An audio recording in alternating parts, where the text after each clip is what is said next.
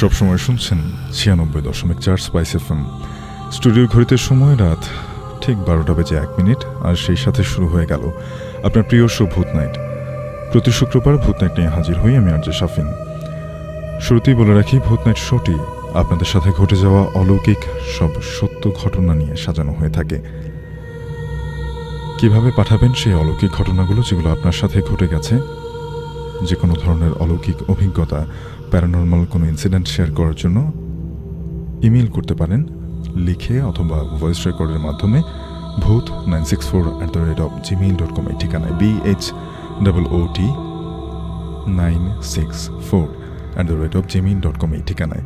এছাড়াও আমাদের ফেসবুক পেজের ইনবক্সে, which is www.facebook.com/bhootnight BHOOTNIGST, অথবা আমার Facebook page RJ Shafin RJ SHAFIN, সেখানেও আপনি ইনবক্সে আপনার ঘটনাটি পাঠাতে পারেন।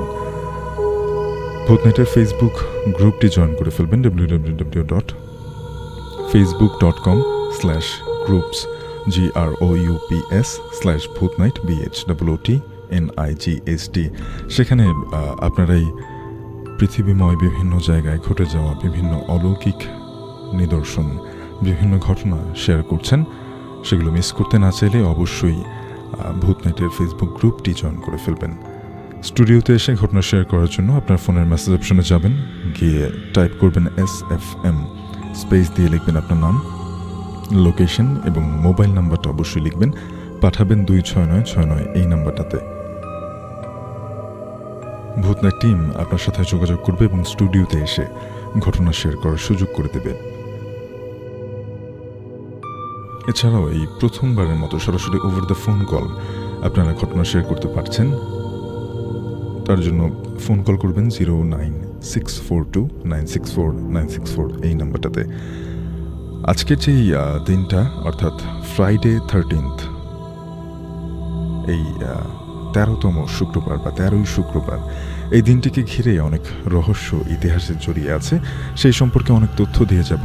আর যেহেতু একটা স্পেশাল দিন, আমরা আশা করব যে আজকেও এই বৃষ্টি মুখর রাতে ভূত নাইট ঠিক ততটাই জমে উঠবে, যতটা অপেক্ষা নিয়ে আমরা বসে থাকি এই ভয়ের ঘটনাগুলো শোনার জন্য। তাই আমি আর দেরি করব না। যারা ফেসবুক লাইভ অডিও স্ট্রিমিং শুনতে পাচ্ছেন 96.4 স্পাইস এফএম-এর ভেরিফাইড ফেসবুক পেজ থেকে এবং আমার ফেসবুক পেজ থেকে, অনুগ্রহ করে সেটা শেয়ার করে দেবেন, যাতে করে আমরা আরও বেশি মানুষের কাছে পৌঁছে যেতে পারি এবং আরও বেশি ঘটনা যেগুলো মানুষের সাথে ঘটে যাচ্ছে আড়ালে অন্ধকারে, সেই ঘটনাগুলো আমরা জানতে পারি। সেজন্য অবশ্যই লাইভ অডিও স্ট্রিমিংটি শেয়ার করে দেবেন এবং আপনার যে কোনো মতামত জানানোর জন্য SFM টাইপ করে তারপর আপনার নাম, লোকেশন, আপনার মতামত পাঠাবেন 26969 এই নাম্বারটাতে। আশা করছি আজকেও ঠিক একই রকম একটা অন্যরকম রাত, একটা রোমাঞ্চকর ভয়ের রাতের মধ্য দিয়ে আমরা যাব। তাই আমি আর দেরি করছি না, আমি চলে যাব আজকের আমাদের প্রথম ঘটনায়।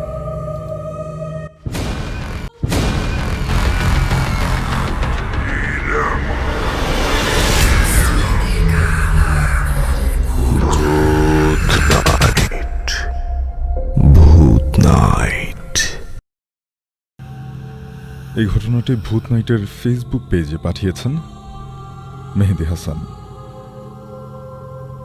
আমি যে ঘটনাটা শেয়ার করব তা ছিল আমার প্রতিবেশী। আমাকে যিনি ঘটনাটা শেয়ার করেছেন তিনি আমার মামা। মামার বন্ধুর সাথে ঘটে যাওয়া একটা ঘটনা। তার বন্ধু মেডিকেলে পড়াশোনা করে। তার নাকি অনেক শখ ছিল লাশ কাটা ঘরে কিভাবে লাশ কাটে তা দেখার জন্য। তো আমি পুরো ঘটনাটি তার ভাষাতেই বলছি। আমি তখন মেডিকেলের প্রথম বর্ষের ছাত্র। আমার খুব ইচ্ছে যে লাশ কাটা দেখব। আমি প্রথম বর্ষের ছাত্র হওয়ার কারণে আমাকে লাশ কাটা ঘরের দিকে যেতে মানা করা হলো। তাও আমি যাওয়ার জন্য আগ্রহ হারাইনি। আমার এক পরিচিত ভাইয়ের সাথে কথা বলে যাওয়ার কথা ভাবলাম, কিন্তু বলার পর তিনি বললেন, না থাক, দেখার বাসনা পূরণ করতে গিয়ে নিজের জীবন হুমকির মুখে ফেলো না। আমি অনেক বলার পরে তিনি ব্যবস্থা করে দিলেন এবং বললেন, কিছু হলে যেন আমাকে পরে দোষ দিতে পারবে না। কিন্তু আমি বললাম, ঠিক আছে। যাই হোক, আমাকে 2 ঘন্টা পরে এসে বলল, তাহলে অপেক্ষা করো, কয়েকদিন পরে লাশ আসুক। উনি একদিন পরে আমাকে মোবাইল করে রাত 11:30টায় খবর দিলেন যে লাশ নিয়ে এসেছে। আমি আর আমার এক বন্ধুর সাথে নিয়ে গেলাম দেখতে। কিন্তু পোস্টমর্টেমের পাশে যেতেই আমার নাকে শুনেছি যারা লাশ কাটে তারা নাকি এরকম নেশা করে, আবার অনেকেই নাকি কি যেন খেয়ে মাতাল হয়ে লাশ কাটে। এক কথায় সুস্থ মাথায় তারা লাশ কাটতে পারে না। আমরা যেতেই বিশ্রী এক গন্ধ আমার নাকে আসে। দেখলাম কয়েকজন গেটে দাঁড়িয়ে আছে। আমাদেরকে দেখে বলল, কে ওখানে? আমরা কাছে যেতেই বলল, ও তোমরাই, তাহলে কিন্তু সাবধান, কাউকে বলা যাবে না। আমরা বললাম ঠিক আছে। তখন আমরা দেখলাম লাশটা ভ্যানের উপরে রাখা আছে। লাশখানা ভেতরে নিয়ে গেল কয়েকজন। তারপর তারা বলল, আমাদের দিকে তাকিয়ে বলল, কি দেখবে ভাই, বাড়ি চলে যাও। আমরা দুজন ওই কথায় কোনো গুরুত্ব না দিয়ে ভেতরে ঢুকলাম। আমাকে যিনি লাশ কাটবেন তিনি বললেন দরজাটা বন্ধ করে দিতে। আমি দরজা বন্ধ করলাম এবং ভেতরে গিয়ে দেখি একজন পুলিশ, যিনি লাশ কাটবেন তিনি এবং আমরা দুজন, মোট 4 জন সেখানে ছিলাম। চারিদিকে স্তব্ধ, কোনো সারা শব্দ নেই। কোথা থেকে যেন লাশ কাটার বাক্স নিয়ে আসলেন চাচা, যিনি লাশ কাটবেন। চাচা এখন মাতাল, তিনি দিনই বের হন না তেমন একটা। কারণ হচ্ছে তিনি রাতে কাজ করেন, অর্থাৎ লাশ কাটেন, এবং দিনের বেলাতে তিনি ঘুমান। চাচা কেচি নিয়ে 4টা রশি দড়ি কেটে পাটি খুলে কাফনে মোড়ানো লাশটা বের করলেন। লাশটা 16-17 বছর বয়সের একটা যুবকের লাশ। এক বন্ধুর সাথে বেড়াতে গিয়েছিল। যাই হোক, কি তেমন একটা শুনিনি, কারণ লাশ কাটার সময় কথা বলতে নিষেধ করেছেন।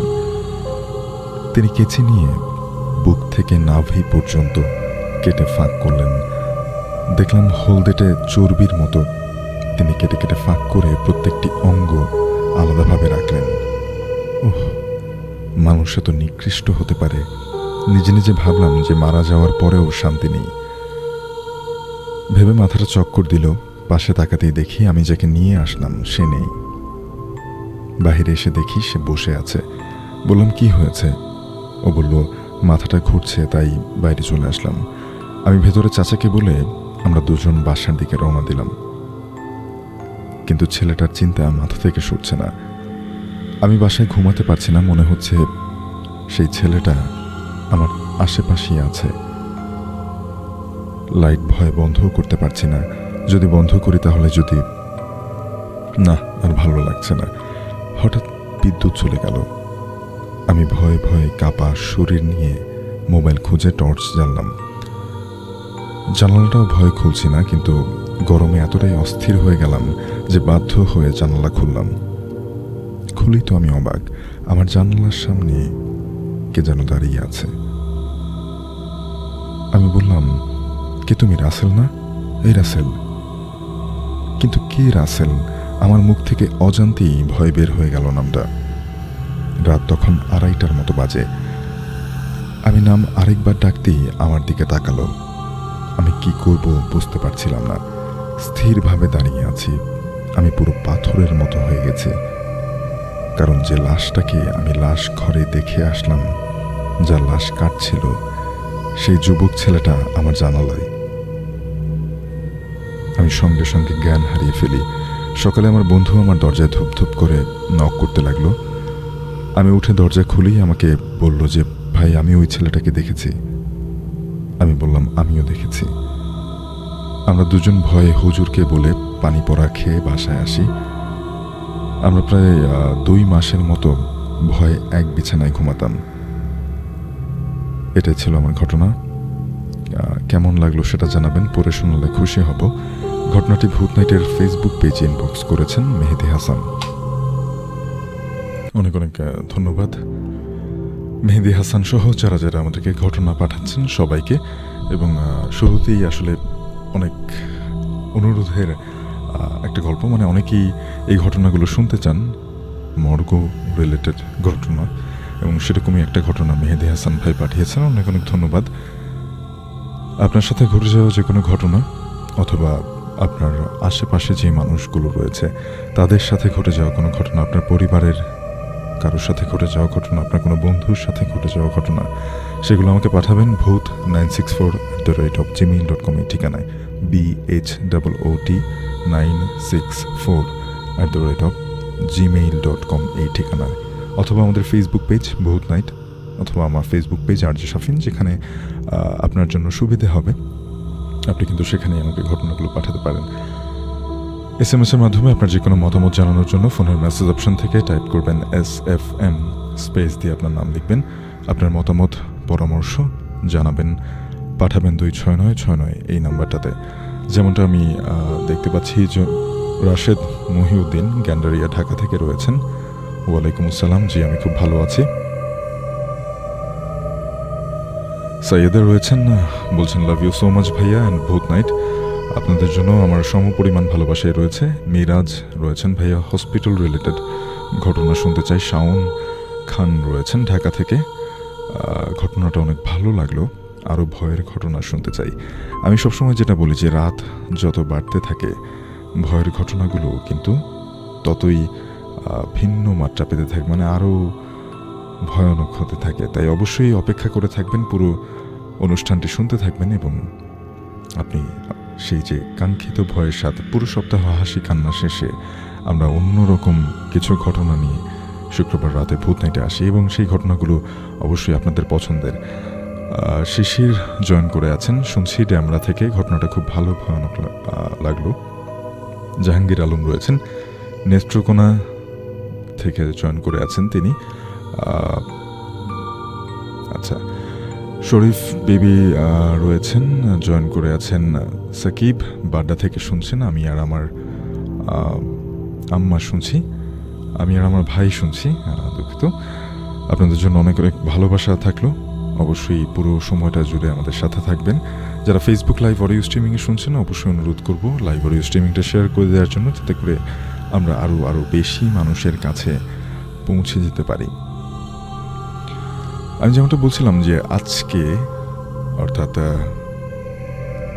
13th অগস্ট, এবং এটা হচ্ছে বলা হয় 13th ফ্রাইডে, এবং এই দিনটিকে বিশেষ কিছু কারণে, বিশেষ কিছু ইনসিডেন্টের ফলে অনেকেই মনে করে থাকেন যে দিনটি অভিশপ্ত, বা এই দিনে ভয়ানক কিছু ঘটনা ঘটে থাকে। এর মধ্যে অন্যতম একটা কারণ হিসেবে দেখা হয় যে জেসাস বা খ্রিস্ট ধর্মে তাকে হচ্ছে ক্রুসিফাইড করা হয়েছিল যখন, সেটা ছিল আজকের এই দিনে। এর পরবর্তীতে আরও অনেক অনেক ঘটনা কিন্তু এই দিনে ঘটে যায়, এবং সেই দিনটিকে দুর্ভাগ্যজনক বলে অনেকেই মনে করে থাকেন। মনে করা হয় যে শুক্রবার এই দিনেই, অর্থাৎ 13 জনের সম্মুখে তাকে ক্রুসিফাইড করা হয়েছিল। আরও কিছু ঘটনা রয়েছে যেগুলো আমি আপনাদেরকে ধীরে ধীরে বলবো, তবে তার আগে আমরা যে ভয়ের ঘটনাগুলো এখন শুনছি, যে ঘটনাগুলো আপনাদের সাথে কারো না কারোর সাথে ঘটে গেছে এবং আমাকে পাঠিয়েছেন, সেই ঘটনায় ফিরে যাব। আরও একটা ইমেল স্টোরি শুনবো, এসে আপনাদের ফেসবুক লাইভ অডিও স্ট্রিমিং থেকে কমেন্টগুলো পড়ব। অবশ্যই লাইভ অডিও স্ট্রিমিংটা শেয়ার করে দেবেন, আবার অনুরোধ করছি। আমি চলে যাচ্ছি আরেকটা ঘটনায়।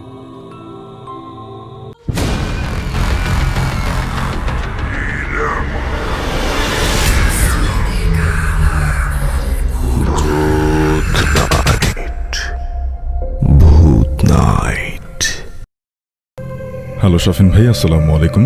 ওয়ালাইকুম আসসালাম। আমি জানি আপনি সবসময় ভালো থাকেন। আমি জাহিদ হাসান, আমার বাড়ি ফেনী জেলার সোনাগাজীতে, তবে বর্তমানে চট্টগ্রামে একটা ট্রান্সপোর্ট কোম্পানিতে চাকরি করছি। আমি বেশ অনেক দিন যাবৎ ভূত নাইট শুনছি। আপনার ভয়েসটা অনেক দারুণ লাগে আমার কাছে, অনেক অনেক ভালোবাসা জানবেন।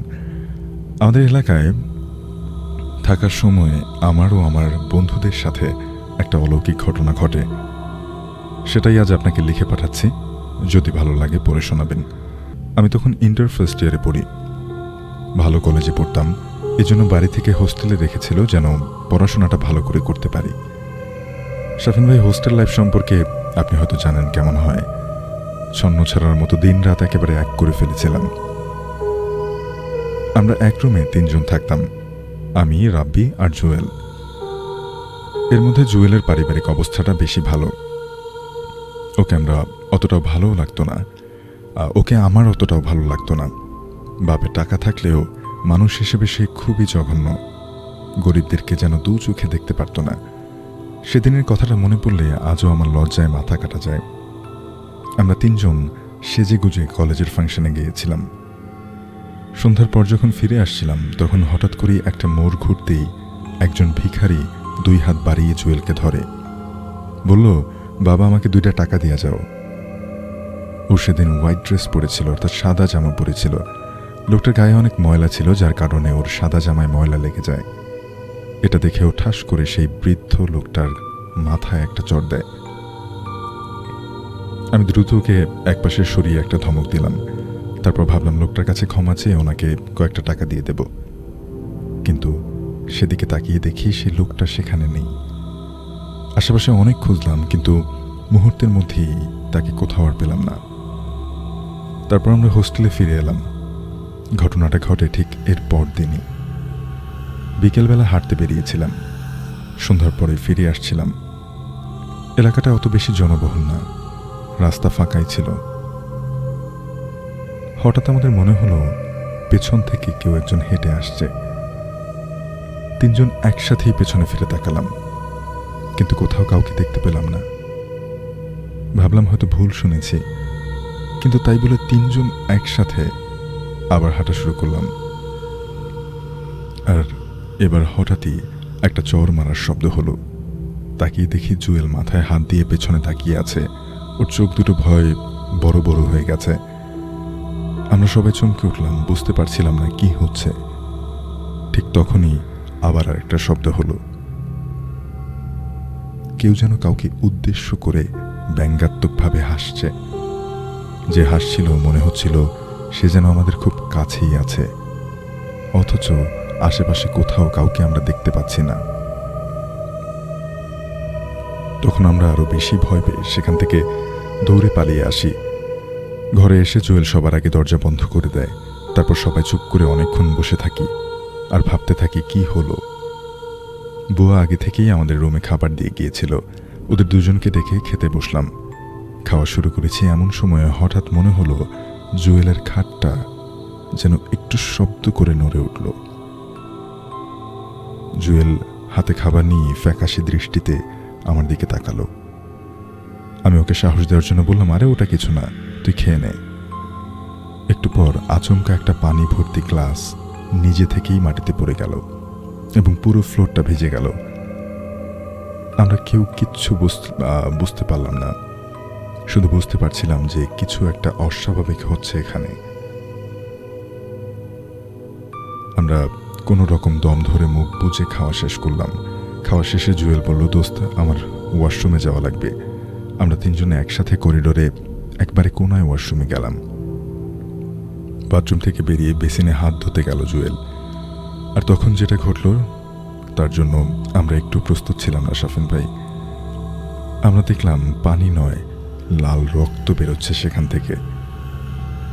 জুয়েল চিৎকার দিয়ে দৌড়ে সেখান থেকে ঘরে চলে গেল।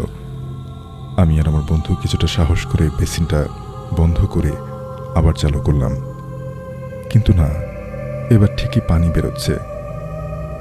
আমি আর রাব্বি তখন ঘরে ফিরে এলাম। এসে দেখি জুয়েল ফ্লোরে অজ্ঞান হয়ে পড়ে রয়েছে, ওর মাথা থেকে রক্ত বেরোচ্ছে। আসলে তখন ও ফ্লোরে যে পানি পড়ে গিয়েছিল সেটা আর মোছা হয়নি। দৌড়ে এসে হয়তো ওখানে স্লিপ করেও পড়ে গেছে।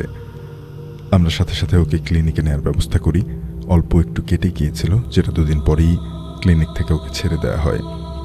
হোস্টেলে ফিরে পরের 2 দিন আমরা আর কেউ বাইরে বেরোইনি। 2-3 দিন পর যখন বাইরে বেরোতে যাচ্ছি তখন হঠাৎ জুয়েল দৌড়ে এসে হাঁফাতে হাঁফাতে বলল, কি যেন বলল বুঝলাম না। বললাম, ভালো করে বল কি হয়েছে। ও তখন কাঁদতে কাঁদতে বলল, দোস্ত আমার ড্রয়ারে 1টা টাকাও নেই। আমার ড্রয়ারের মধ্যে সেদিনকার ওই ভিখারিটার কাটা মাথা। আমি বললাম, কি পাগলের মতো বলছিস, চল দেখি। আমি নিজেও কিছুটা আন্দাজ করতে পারছিলাম যে সেই ভিক্ষুকটার কারণেই এইসব হচ্ছে হয়তো। আমরা ঘরে গিয়ে ওর ড্রয়ার খুলে দেখি যেমনটা ছিল ঠিক তেমনই, টাকাও আছে। জুয়েল তখন হতভম্ব হয়ে মাথায় হাত দিয়ে বসে পড়ল। আমি তখন বললাম, থাক, আজকে আর বাইরে যেয়ে কাজ নেই। সেদিন মাগরিবের আজান পড়তে গেলাম মসজিদে। নামাজের পর ইমাম সাহেবকে সব ঘটনা খুলে বললাম। সব শুনে ইমাম সাহেব বললেন, ওই ভিক্ষুককে চর মারাটা মোটেই উচিত হয়নি। জুয়েলের সাথে যে ঘটনাগুলো ঘটছে সেগুলো পরিষ্কার কোনো ব্যাখ্যা উনি দিতে পারবেন না। তবে উনি একজনের ঠিকানা দিলেন যিনি এই সমস্যার সমাধান হয়তো বা দিতে পারেন। মসজিদ থেকে বেরোনোর পরেই জুয়েল আমাদেরকে চেপে ধরল তখনই সেই জায়গায় যাওয়ার জন্য। খুব বেশি দূরে নয়, তাই সবাই মিলে সেখানে গেলাম। মাজার মতন একটা জায়গা। সেই লোকটার কথা জিজ্ঞেস করতেই একজন দেখিয়ে দিলেন জায়গাটা। উনি নাকি জিন চালান দিতে পারেন। আমরা সবাই সেই ঘরে গেলাম। সাধারণ দেখতে একজন হুজুর বসে আছেন এবং কোরআন তেলাওয়াত করছিলেন। আমরা সেখানে বসে তার কাছে সব ঘটনা খুলে বললাম। সব শুনে হুজুর কিছুক্ষণ চোখ বুজে রইলেন। তারপর উর্দু বা ফার্সি জাতীয় কিছু একটা ভাষায় কি যেন বললেন। আর তারপর আমরা কিছু একটা শব্দ শুনতে পেলাম। কেউ যেন ফিস ফিস করে কিছু একটা বলছে। কিচ্ছু বোঝা যাচ্ছিল না কি বলছিল। হুজুর মনোযোগ দিয়ে শুনছিলেন সেটা। কিছুক্ষণ পর সেই শব্দটা থেমে যায়। হুজুর জুয়েলের দিকে তাকিয়ে বলে, আপনি যাকে চর মেরেছেন তার কাছে ক্ষমা চেয়ে নেবেন, আর কিছু গরিব মানুষকে দান সদকা করবেন। ইনশাল্লাহ এতে করে আপনার সব সমস্যা ঠিক হয়ে যাবে। আমি তখন হুজুরকে জিজ্ঞেস করলাম, হুজুর, আমরা যে লোকটাকে পাবো কোথায়? ওই লোকটাকে? হুজুর একটু হেসে বললেন, পেয়ে যাবেন। আমরা তখন ওখান থেকে বেরিয়ে আসি। জুয়েল তখন বলে ও নাকি আগামীকালই কিছু টাকা পয়সা দান করবে। আমরা বললাম ঠিক আছে। এই বলে আমরা হোস্টেলের দিকে ফিরলাম। ঠিক এখানেই ঘটে সেই অলৌকিক ঘটনাটা। গতদিন যে জায়গায় ওই ভিক্ষুকটাকে দেখেছিলাম, আজও ঠিক ওই জায়গাটাতেই সেই ভিখারিটাকে দেখতে পেলাম। বেশ খানিকটা সামনে দুহাত বাড়িয়ে এদিক ওদিক তাকিয়ে ভিক্ষা করছে। জুয়েলকে বলার আগেই জুয়েল নিজের থেকেই এক দৌড়ে সেই লোকটার কাছে যায়। ওনার পায়ে পড়ে কান্নাকাটি করে মাফ চাইল। কাছে যা টাকা ছিল সব কিছু দিয়ে দিল। ভিক্ষুকর মাথায় হাত বুলিয়ে দিল। এরপর আর কোনো সমস্যা হয়নি। পরদিনে জুয়েল প্রায় 5,000 টাকা কয়েকজন ভিক্ষুককে দান করে। শাফিন ভাই, এই যে ঘটনাটা আমাদের সাথে ঘটেছিল, এর কোনো লজিক্যাল ব্যাখ্যা আমি খুঁজে পাইনি। যা পেয়েছি সেটা আমি মানতে পারিনি। আপনার কাছে অনুরোধ রইল, যদি পারেন তো একটু ব্যাখ্যা করার চেষ্টা করবেন। অলৌকিক জিনিস আছে, আমি নিজে তার সাক্ষী। আর জগৎ সংসারে ভালো মন্দের ব্যালেন্স ঠিক রাখার জন্য আল্লাহ হয়তো ফেরেশতা বা জিনও রাখতে পারেন। আল্লাহ ভালো জানেন। ভালো থাকবেন শাফিন ভাই। আমার জন্য দোয়া করবেন। আল্লাহ হাফেজ।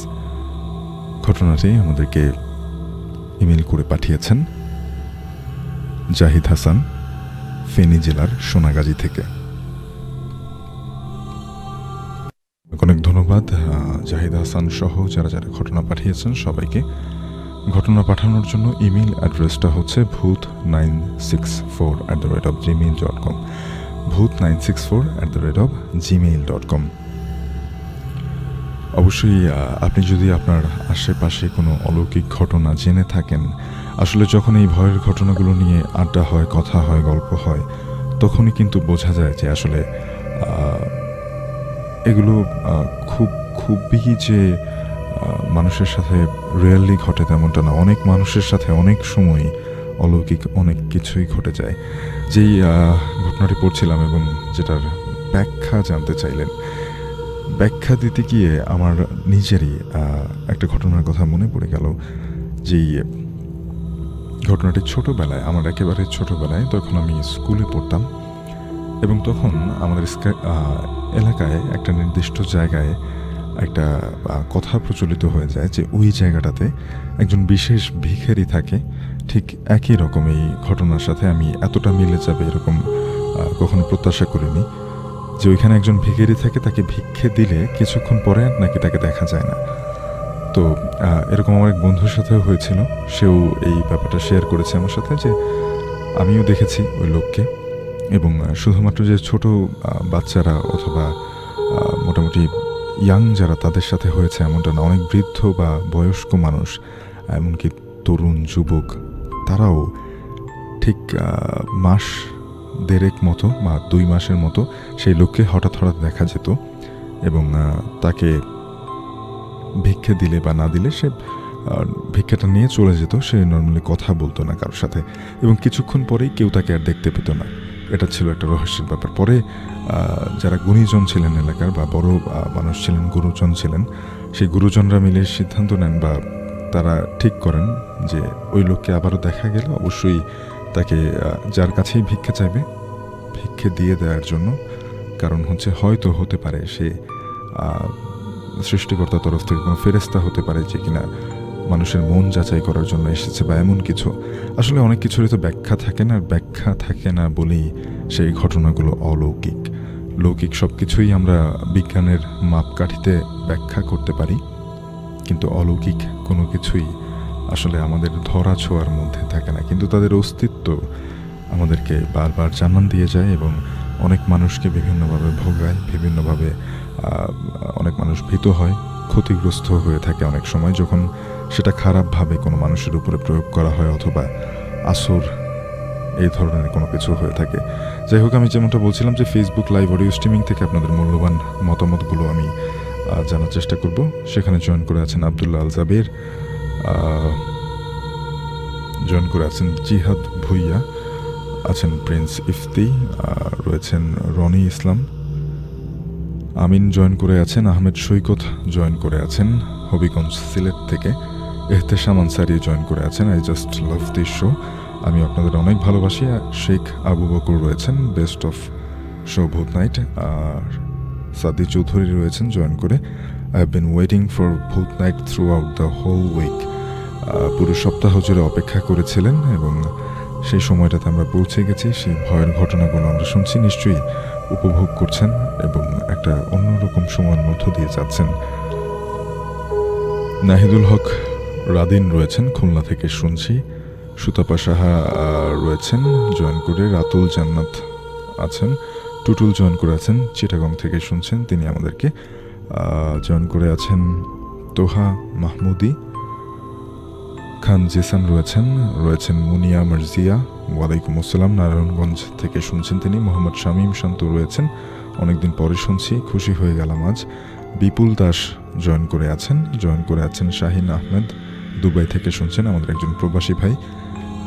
দেশ এবং দেশের বাইরে যে কোনো জায়গা থেকে 96.4 স্পাইস এফএম আপনারা শুনতে পারবেন। সেটার জন্য গুগল প্লে স্টোর অথবা অ্যাপল অ্যাপ স্টোর থেকে 96.4 স্পাইস এফএম যে অ্যাপ রয়েছে, দুটি অ্যাপ রয়েছে, there is a lighter version.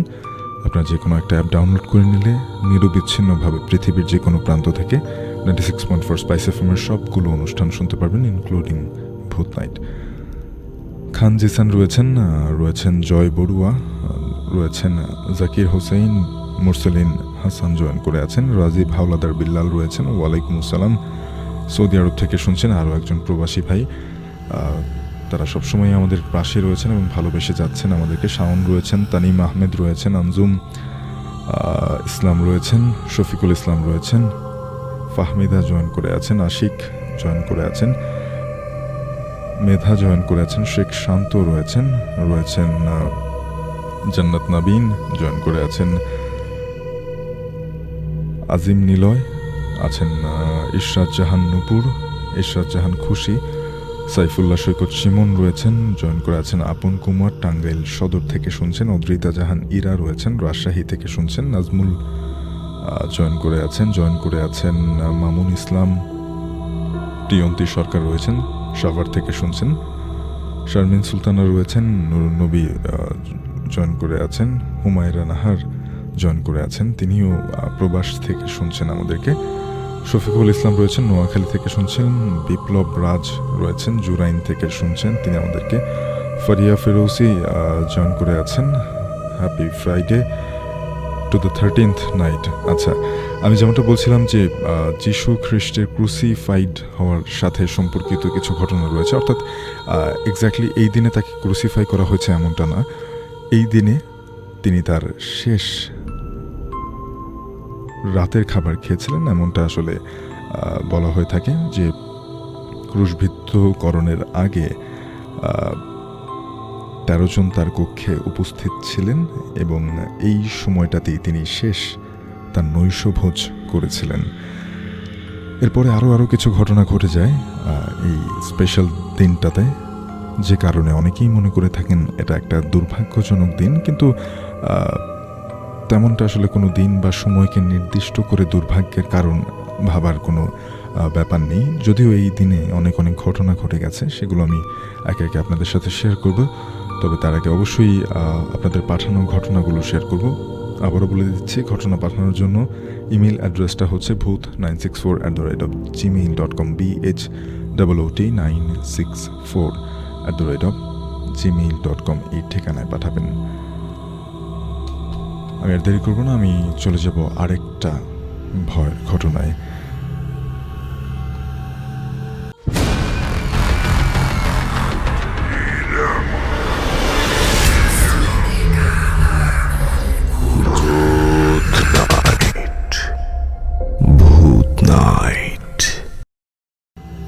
ঘটনাটি আমার ফেসবুক পেজ আরজে শাফিন, সেখানে পাঠিয়েছেন তাকিয়া চৌধুরী। আসসালামু আলাইকুম ভাইয়া। ওয়ালাইকুম আসসালাম। আশা করি আপনি ভালো আছেন। আমি পুরান ঢাকা থেকে তাকিয়া চৌধুরী বলছি।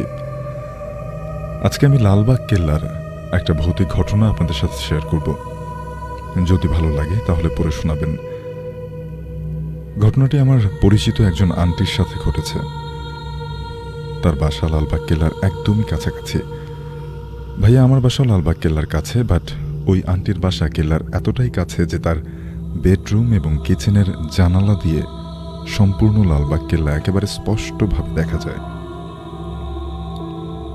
মনে হয় হাত দিয়ে ধরা যাবে, এতটাই কাছে। আমি মূল ঘটনায় যাচ্ছি। এটা 2012 অথবা 2013 সালের ঘটনা। একদিন শেষ রাতের দিকে, মানে ফজরের আজানের কিছুক্ষণ আগে, ওই আন্টির মা ঘুম থেকে উঠে যায়। তার খাট ছিল জানালার সাথে, আর সেই জানালা দিয়ে লালবাগ কেল্লা স্পষ্টভাবে দেখা যায়। গরমের সময় ছিল, তাই তিনি জানালা খোলা রেখেছিলেন। হঠাৎ সেই আন্টির মায়ের চোখ যায় কেল্লায় অবস্থান করা একটা গাছের উপর। গাছটার নাম জানি না শাফিন ভাইয়া, বাট গাছটার অনেক পাতা এবং ডাল দিয়ে ছাপটানো। দিনের বেলায় কেল্লায় ঘুরতে যাওয়া মানুষজন ওই গাছের নিচে এসে বসে। আমিও অনেকবার ওই গাছের নিচে গিয়ে বসেছি। যাই হোক, তো যখন সেই আন্টির মা সেই গাছের দিকে তাকালেন, তিনি দেখলেন গাছের উপর থেকে একটা অবয়ব, যার কিনা মাথা নেই, উল্টো হয়ে গাছের উপর থেকে নিচের দিকে নামছে।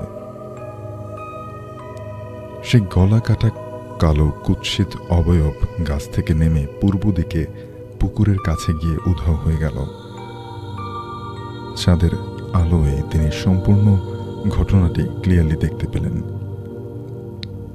অতঃপর তিনি তাড়াতাড়ি জানালা বন্ধ করে সূরা পড়ে ঘুমিয়ে পড়লেন। ওনাদের সাথে ঘটে যাওয়া আরেকটা ঘটনা আছে শাফিন ভাই, আমি ছোট করে ঘটনাটি শেয়ার করছি। আরেকদিন আন্টি রাত 11টায় কিচেনের ডিনার গরম করছিলেন। তখন তিনি কিচেনের জানালা দিয়ে দেখলেন কেল্লার ছোট পাহাড়টির উপরে একটা বিশাল বড় ও অনেক সুন্দর একটা শাপলা ফুল ফুটে রয়েছে। আন্টি অবাক দৃষ্টিতে তাকিয়ে দেখছেন যে এত বড় কি কোনো ফুল হয়, এত সুন্দর শাপলা ফুল হয়। তিনি কিছুতেই চোখ সরাতে পারছিলেন না। ফুলটি দেখতে দেখতে তিনি একটা ঘোরের মধ্যে চলে গিয়েছিলেন।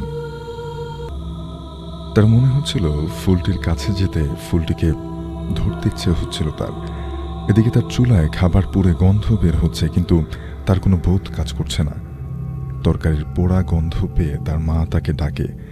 ঠিক তখনই তার ঘোর ভেঙে যায়। তিনি তাড়াতাড়ি চুলা বন্ধ করে আবার সেই জায়গাটিতে তাকাতেই দেখতে পান সেখানে কিছু নেই। এ ছিল আমার ঘটনা শাফিন ভাই। আমার আরও কিছু ঘটনা আছে। আমার বেবি অনেক ছোট, তাই ওকে নিয়ে অনেক বিজি থাকতে হয়। আবার কখনো সময় বের করে আরও কিছু ঘটনা পাঠাবো ইনশাল্লাহ। আর আমার বেবির জন্য দোয়া করবেন। আল্লাহ হাফেজ। ঘটনাটি আমাদেরকে পাঠিয়েছেন তাকিয়া চৌধুরী। তার ছোট্ট সোনামণির সুন্দর ভবিষ্যতের জন্য অনেক অনেক শুভকামনা থাকলো আমার পক্ষ থেকে এবং 96.4 স্পাইস এফএম পরিবারের পক্ষ থেকে।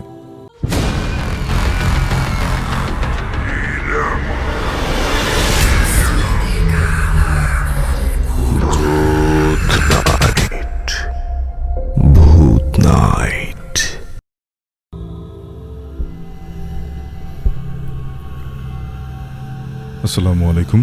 ওয়ালাইকুম আসসালাম। আমি সোহেল রাজবাড়ী রামকৃষ্ণপুর থেকে লিখছি। কয়েক বছর আগের কথা। সেদিন প্রবল ঠান্ডা হাওয়ায় গায়ে জ্যাকেট পরে বিকেলে বই কিনতে আন্দরকিল্লায় গিয়েছিলাম। শীতের মধ্যে টুপটাপ করে অল্প অল্প বৃষ্টিও হচ্ছিল। সেই বৃষ্টিতে ঠান্ডা আরও বেশি পড়ে গেল। কিছুটা হাড় কাঁপা নিয়েই বই কেনা শেষ করলাম।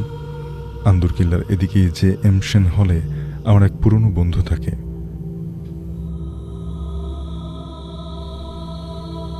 ভাবলাম ওর সাথে দেখা করেই যাই। ও আবার ঘর থেকে বের হতে চাচ্ছিল না, কারণ তখন প্রবল অনেক শীত। আমার কথায় হার মেনে আমি ওকে ঘর থেকে বের করে নিয়ে আসলাম। ঠান্ডা ভাব দূর করার জন্য চা খেয়ে কিছুক্ষণ চায়ের দোকানে আড্ডা দিলাম। নানান রকম কথা বলছি মনটাকে ভালো করার জন্য। তবে চায়ের দোকানে আড্ডা ভালো না জমাই চলে গেলাম ডিসি হিলে। বেশ নিরিবিলি জায়গাটা। দেখছি কয়েকটা জুটি বেশ আড্ডায় দিচ্ছে। কেউ কেউ মোবাইল নিয়ে কথা বলছে। দেখে যা মনে হলো তার স্বাভাবিক কথা না, প্রেম করছে মুঠোফোনে। এসব দেখে মনটা বেশ অন্যরকম ফুরফুরাই হয়ে গেল। কি আজব পরিবেশ। শীত পড়ছে, তার প্রতি কোনো খেয়াল নেই। পাশে দেখি ফ্ল্যাক্স নিয়ে চাওয়ালা চা করছে। কিছু দূর দেখি বাদামওয়ালা চেরাকের আগুন নিয়ে বুট বাদাম বিক্রি করছে। ওকে বললাম চল বুট বাদাম খাই। ও আবার অনীহা প্রকাশ করলো। জোর করে বললাম চল খাই। বুট বাদাম কিনে সাথে আরও বেশি আড্ডা জমালাম। আড্ডা দিচ্ছে ঠিকই, কিন্তু আমার চোখ আমার সবখানে। কে কি করছে না করছে লক্ষ্য করছে।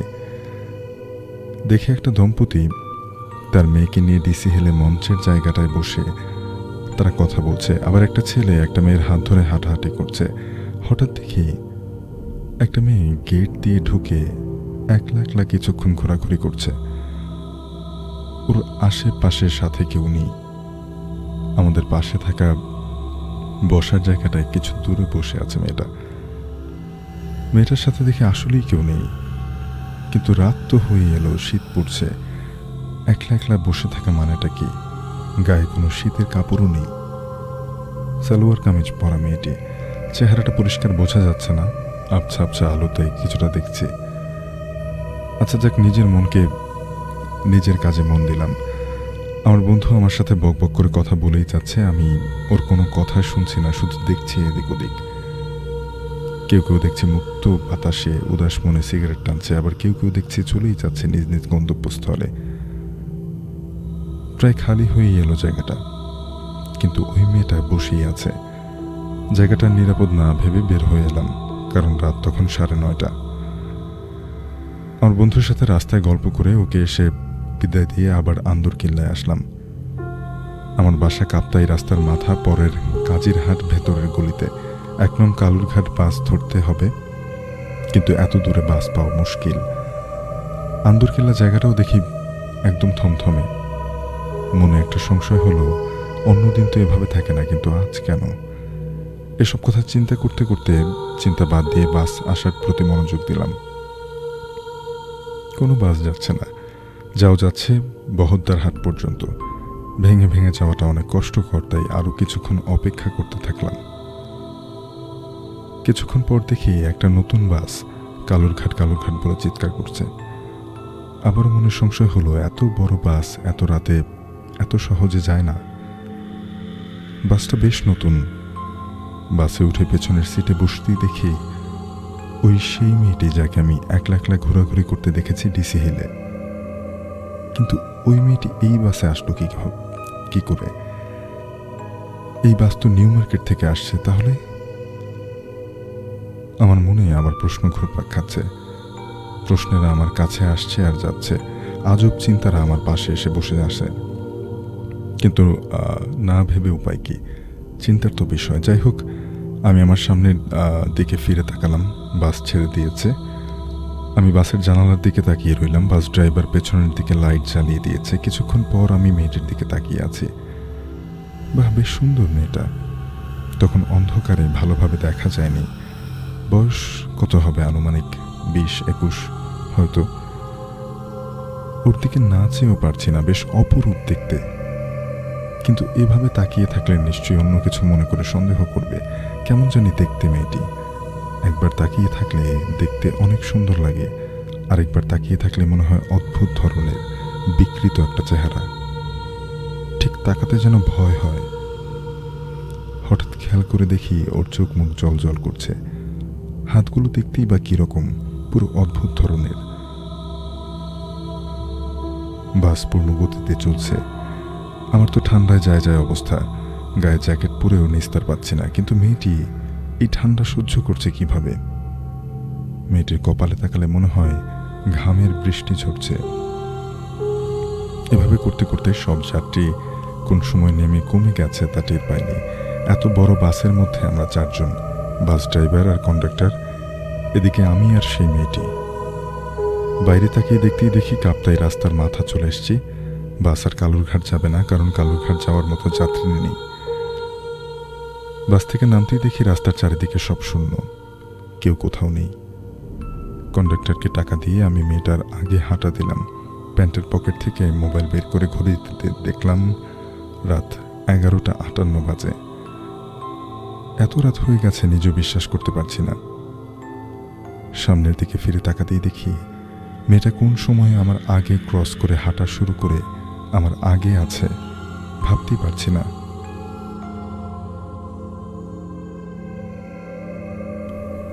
এত তাড়াতাড়ি আমাকে ক্রস করলো কিভাবে? আমি তো মেয়েটির আগেই ছিলাম। অবাক চোখে পেছন দিকে ফিরে তাকাতেই দেখি পেছনের সেই বাসটিও নেই। এত অল্প সময়ের মধ্যে চলে গেল কিভাবে? অন্তত বাসটার ইঞ্জিনের শব্দ তো শোনা যেত, অথচ শুনতেই পেলাম না কিছু। আমি আবার সামনের দিকে ফিরে তাকাতেই দেখি মেয়েটির হাঁটা চলা অন্যরকম, ঠিক স্বাভাবিক মেয়েদের মতো না। আমি মেয়েটির থেকে 20 হাত দূরে। ভালো করে খেয়াল করতেই দেখি মেয়েটি থেকে কি যেন আস্তে আস্তে গলে গলে যাচ্ছে। আমি তো ভীষণ ভয়ে ভয়ে আছি, কারণ রাস্তার আশেপাশে কোনো জনমানব নেই। নিস্তব্ধ জায়গাটায় শুধু আমি আর মেয়েটি হাঁটছি। হাঁটতে হাঁটতে দেখি মেয়েটা কেমন জানি রূপ পরিবর্তন করছে। আমি ভূত পেত নিয়ে এসব বিশ্বাস করি না, কিন্তু আমার চোখের সামনে কি এসব হচ্ছে, কি ঘটে যাচ্ছে, আমি নিজেই তা বিশ্বাস করতে পারছি না। আমার মাথা তখন ঝিমঝিম করছে। শীতের মধ্যেও আমার শরীরে ঘাম ঝরছে। নিজেকে নিয়ন্ত্রণ করতে পারছি না, কারণ আর আমার এক হাতে বইয়ের বোঝা। হঠাৎ চোখের পলকে দেখি মেয়েটি নেই, উধাও হয়ে গেল মেয়েটি। আমি আর হাঁটতে না পেরে চোখ মুখে অন্ধকার দেখছি। রাস্তায় পড়ে যাওয়ার মতো অবস্থা। আলোকিত রাস্তায় স্ট্রিট লাইটও আমাকে আলোকিত করতে পারছে না। সবকিছু যেন স্থির হয়ে আসছে। মনের দম ফুরিয়ে যাবার উপক্রম। আকাশের দিকে তাকাতে দেখি আকাশে একটা তারাও নেই, সব শূন্য। আমি নিশ্চুপভাবে ভয়ে ভয়ে আমার বাসার দিকে এগোতে থাকলাম। বাসায় পৌঁছাতে শুকনা জায়গায় একটা পিচ্ছিল আচারও খেলাম। তবে ভাগ্য ভালো আমি পড়ে যাইনি। বাসায় গিয়ে অন্য কিছু না ভেবে সোজা ঠান্ডা পানি খেতে লাগলাম। ভাবতে লাগলাম আজকে কি হলো আমার সাথে, যা আমার জীবনে ঘটেনি। কিন্তু আমার মনে একটা প্রশ্ন রয়ে গেল। এখনো সেই প্রশ্নটা আছে, ওই মেয়েটা কোথায় গেল? ঘটনাটি আমাদেরকে ইমেল করে পাঠিয়েছেন সাইদুর রহমান সোহেল, রাজবাড়ী, রামকৃষ্ণপুর থেকে। অনেক অনেক ধন্যবাদ সাইদুর রহমান সহ যারা যারা আমাদেরকে ঘটনা পাঠিয়েছেন সবাইকে। ঘটনায় চলে যাচ্ছি। এরপরে সেই আমরা ব্ল্যাক ম্যাজিক সম্পর্কিত একটা ঘটনা আবির ভাইয়ের মুখ থেকে শুনবো। আমি চলে যাচ্ছি আরেকটা ঘটনায়।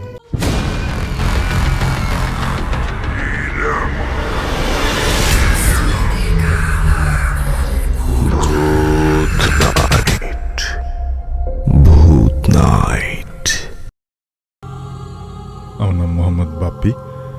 আমার বাসা গাজীপুর চৌরাস্তায়। আমার বাসার সামনেই একটা খুব বড় আর সুন্দর মসজিদ আছে। এক শবে বরাতের রাতে আমি চিন্তা করলাম সারা রাত মসজিদে থাকবো, নামাজ পড়বো আর কোরআন হাদিস পড়বো। সেই ভেবেই মসজিদে গেলাম। রাত প্রায় 2:30 পর্যন্ত কিছুই হলো না, সবকিছুই ঠিক ছিল। রাত 2:30টার কিছুক্ষণ পর হঠাৎ করে বিদ্যুৎ চলে গেল এমার্জেন্সি পাওয়ার সাপ্লাইয়ে মসজিদের প্রথম সারির কয়েকটা লাইট জ্বলে উঠল। কিন্তু আমি যে জায়গায় দাঁড়িয়েছিলাম সেই জায়গাটা ছিল অনেকটা পেছনে, জানালার পাশেই। তাই সেখানে ওই লাইটের আলো না গেলেও বাইরের চাঁদের আলো কিছুটা এসে পড়ছিল, আর সেই আলোতে আমাদের ছায়া দেখা যাচ্ছিল। আমি নামাজে দাঁড়ানোর পর যখন রুকুতে গেলাম, তখন হঠাৎ খেয়াল করলাম যে আমার সামনে যে লোকটা দাঁড়ানো, তার পা দুটো উল্টো, অর্থাৎ পা দুটো যেন আমার দিকে মুখ করানো। প্রথমে আমি মনে করলাম যে হয়তো আমার হ্যালুসিনেশন হবে, তাই কিছু মনে না করে আমি নামাজ চালিয়ে যেতে থাকলাম। যখন প্রথম সিজদা দিয়ে উঠলাম, তখন ওই একই জিনিস দেখলাম। আর যারা নামাজ পড়েন তারা জানেন যে নামাজের জায়গাটা একটু ছোট হলে তাহলে সিজদা দেবার সময় মাথার সামনের লোকের পায়ের সাথে লেগে যায়। আমি যখন দ্বিতীয় সিজদা দিই, তখন আমার স্পষ্ট মনে হয় যে আমার মাথা কারো পায়ের আঙুলের উপর পড়ল। তারপর আবার খেয়াল করলাম যে লোকটার ছায়া কেন দেখা যাচ্ছে না। তখন আমি মোটামুটি ভীষণ ভয় পেয়ে গেছি। তাই আমি যত তাড়াতাড়ি বের হওয়া যায় তত তাড়াতাড়ি বের হওয়ার চিন্তা করলাম। সেদিন আমার সাথে মসজিদে আমার বাবা বা ভাই কেউ ছিলেন না, কিন্তু একজন ফ্রেন্ড ছিল। তাই আমি নামাজ শেষ করে ওকে বললাম যে চল বাসায় চলে যাই, ভালো লাগছে না। কিন্তু ওকে এই বিষয়ে কিছুই বললাম না। ও আমাকে বলল যে তুই বাইরে দাঁড়া, আমি আর 2 রাকাত নামাজ পড়ে আসছি। আমি ওর কথা মতো গেটের বাইরে গিয়ে দাঁড়ালাম। তখন দেখলাম যে মোটামুটি লম্বা একজন মানুষ আসছে। আমার হাইট 5 ফুট 10 ইঞ্চির মতো হবে, আর তিনি ছিলেন আমার চেয়ে প্রায় 1 ফুট লম্বা, অর্থাৎ প্রায় 6-7 ফুটের কাছাকাছি। আর যখন আমি নামাজ পড়ছিলাম তখন আমি তার পেছনে ছিলাম বলে তার চেহারাটা দেখতে পাইনি।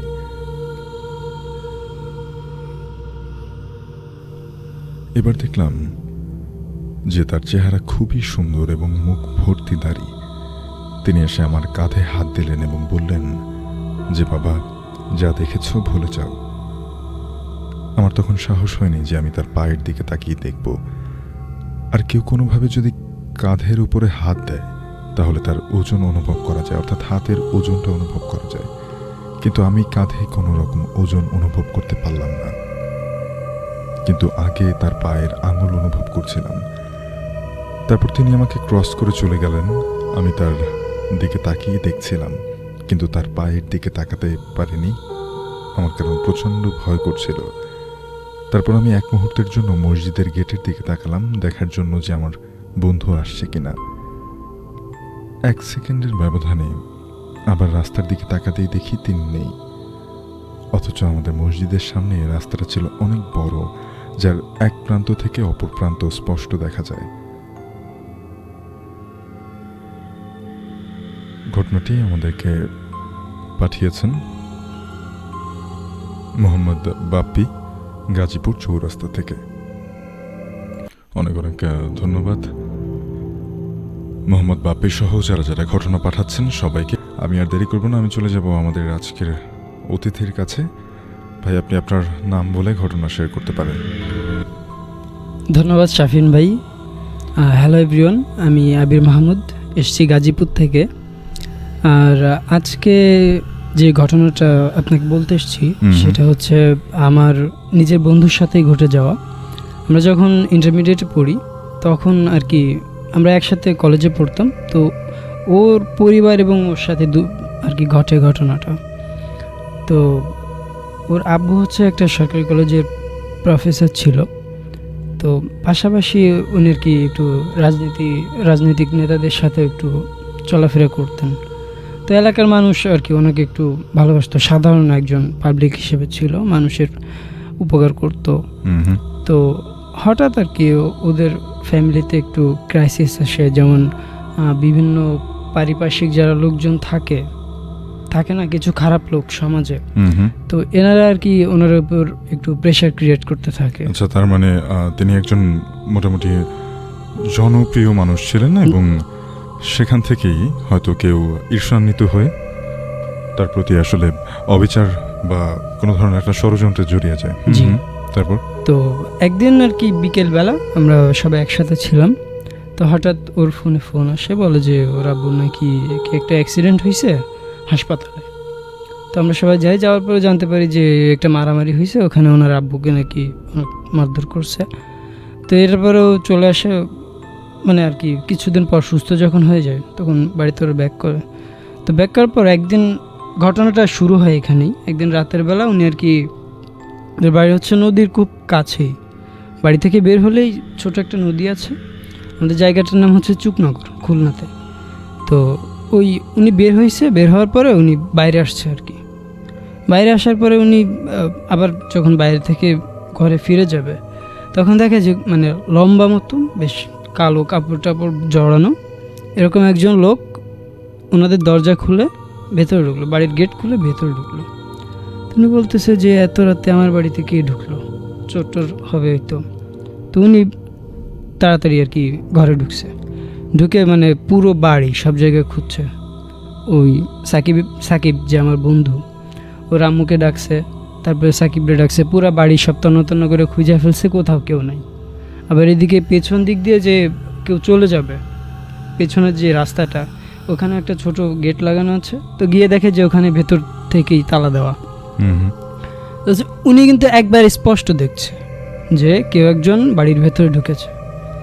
তো এরপরে উনি আর কি ওনার ফ্যামিলির সবাই বলে যে এরকম আমি দেখলাম যে একজন লোক এরকম লম্বা মতো কালো একজন লোক সে আর কি বাড়ির ভেতরে ঢুকছে। তো ওই দিন আর কি কাউরে পাই নাই, তো ওনার আর কি শুয়ে পড়ছে। তো পরদিনের কথা, পরদিন উনি আর কি রাতের বেলা ঘুমাইছে, অসুস্থ তো খুব বেশি সুস্থ না। তো হঠাৎ করে রাতের বেলা ওনার ঘুম ভেঙে গেছে, মনে হইতেছে কি যে ওনারে যেন কেউ মারতেছে, ওনার খুব যন্ত্রণা করতেছে শরীরে, কে মারতেছে উনি ঠিক বুঝতে পারতেছে না। তো উনি চোখ খুলে তাকাইছে, শরীরে অনেক যন্ত্রণা। তো তাকায় দেখে যে ওই যে গত রাতে যে লোকটাকে দেখছে ওনার বাড়ির মধ্যে ঢুকতে, সে লোকটা ওনার বিছানার পাশে দাঁড়ায় আছে এবং ওনার হাতে একটা চাবুক, এটা দিয়ে উনি ওই যে লোকটা সে সাকিবের আব্বুর গায়ে এভাবে মারতেছে, চাবুক মারতেছে। তো এটা উনি তো তখন চিৎকার চেঁচামেচি শুরু করে দিয়েছে। তো সাকিবের আম্মু উঠে গিয়ে লাইট জ্বালায় দেখে কেউ নাই, অথচ একটু আগে উনি দেখছে। তো পরে ওনার জামা কাপড় খুলে দেখে যে একবারে পুরো পিঠ টিট সব জায়গায় মানে একবারে লাল ছোপ দাগ পড়ে গেছে, কেটে যাওয়ার মতো অবস্থা। তো এমনিতেই অসুস্থ, তারপরে এই অবস্থা। তো এই প্রথম দিন এমন ঘটনাটা ঘটে। এরপরের দিন উনি আর কি বলতে থাকে যে রাতের বেলা উনি নাকি কাকে দেখে, উনি আর কি এরকম উদ্ভট কথাবার্তা বলতে থাকে যে আমি এখানে একটা লোকরে দেখলাম, গেল কোথায়। তারপর রাতের বেলা ওনাকে মারতে আসে, তো ওই যে যেখানে মারতো, যে জায়গাটায় দাগ পড়ে যেত, ওই জায়গাগুলো আস্তে আস্তে ধীরে ধীরে আর কি ঘা হইতে শুরু করে ওই জায়গায়। এটা হওয়ার পরে অনেক কবিরাজ ডাক্তার সব কিছু দেখায়, কিন্তু কোনো লাভ হইতে থাকে না, মানে তেমন কোনো প্রগ্রেস নাই। তো এইভাবে যখন খারাপ অবস্থাতে প্রায় 4-5 মাস মতো এমন ছিল, ওর আব্বু 4-5 মাস লাস্ট অনেক অসুস্থ ছিল বিছানায়। তো 4-5 মাস পর আর কি ওর আব্বু মারা যায়, ওই অসুস্থ অবস্থাতে এইভাবে মারা যায়। তো মারা যাওয়ার পরে আমরা গেছিলাম সেই দাফন করে চলে আসছি। কয়েকদিন পরের কথা, ও সাকিব আর কি ওর আব্বুর কবরটা এই মাগরিবের নামাজের পর তো ওই কবর জিয়ারত করতে গেছে। কবর জিয়ারত করে মানে ওর বাড়ি থেকে প্রায় 1 কিলোমিটার মতো দূরে আর কি ওদের মানে ওদের দাদির বাড়ি ছিল এক জায়গায়, ওরা অন্য জায়গায় শিফট হয়েছে। তো দাদির বাড়ি এলাকাতেই আর কি কবরটা দেওয়া। তো ওই কবর জিয়ারত করে যখন ফিরে আসতেছে সাইকেলে করে, তো তখন তো মোটামুটি একেবারে বলতে গেলে অন্ধকার, পুরো রাস্তা দুই পাশ দিয়ে শুধু গাছ, ফাঁকা রাস্তা, ও সাইকেল চালা আসতেছে একা। তো হঠাৎ করে ওর কাছে মনে হয় যে পিছন কেউ যেন একজন আসতেছে। তো তাকায় দেখে যে পেছনে তাকাইছে, সাইকেল চালানো অবস্থায় দেখে যে অনেক দূর থেকে কেউ একজন হেঁটে জোর পায়, অনেক জোরে হেঁটে আসতেছে। তো তখন আর কি মানে বেশ মানে অন্ধকার তো, আর ওইরকম মাঝ রাস্তায় এরকম একজনের দেখাও একটু বেশ ভয় পেয়েছে। তো সাইকেল জোরে চালানো শুরু করছে। তো একটু পরে আবার পেছনে তাকায় দেখে যে ওই লোকটা আরও অনেক কাছে চলে আসছে। তো এটা দেখেও আরও বেশ ঘাবড়ে গেছে, আরও জোরে চালাতে শুরু করেছে, ঘাম ঝরতেছে পুরো শরীর থেকে। তো তারপরে কিছুক্ষণ পরে যখন আবার পেছনে তাকিয়েছে তখন দেখে যে একবারে ঠিক ওর পেছনে এগুলো তাকায় দেখলো, এতক্ষণ ওর কাছে মনে হয়েছে যে অনেক জোরে জোরে আসতেছে, অথচ তাকায় দেখে যে ওই লোকটা লম্বা পা ফেলে মানে একবারে স্বাভাবিকভাবে হাঁটতেছে, ন্যাচারালি মানুষ যেভাবে হাঁটে ঠিক এভাবে হাঁটতেছে, অথচ ওর থেকেও বেশি বেগে, মানে ওর সমানে সাইকেল চালিয়ে আসতেছে ও। মানে দুজনে একই সাথে আসতেছে, দুজনের গতি একই রকম। ও ঠিক বুঝে উঠতে পারতেছে না যে কী হইতেছে কে। তো তখন মানে যখন আরও একটু জোরে চালানোর চেষ্টা করতেছে তখন ওই লোকটা মানে ওরে ক্রস করে ওর সামনে আসছে হেঁটে, একবারে জেনারেলি হেঁটে আসতেছে, অথচ ওর থেকেও জোরে, মনে হচ্ছে না যে জোরে আসতেছে, স্বাভাবিকভাবে হাঁটতেছে।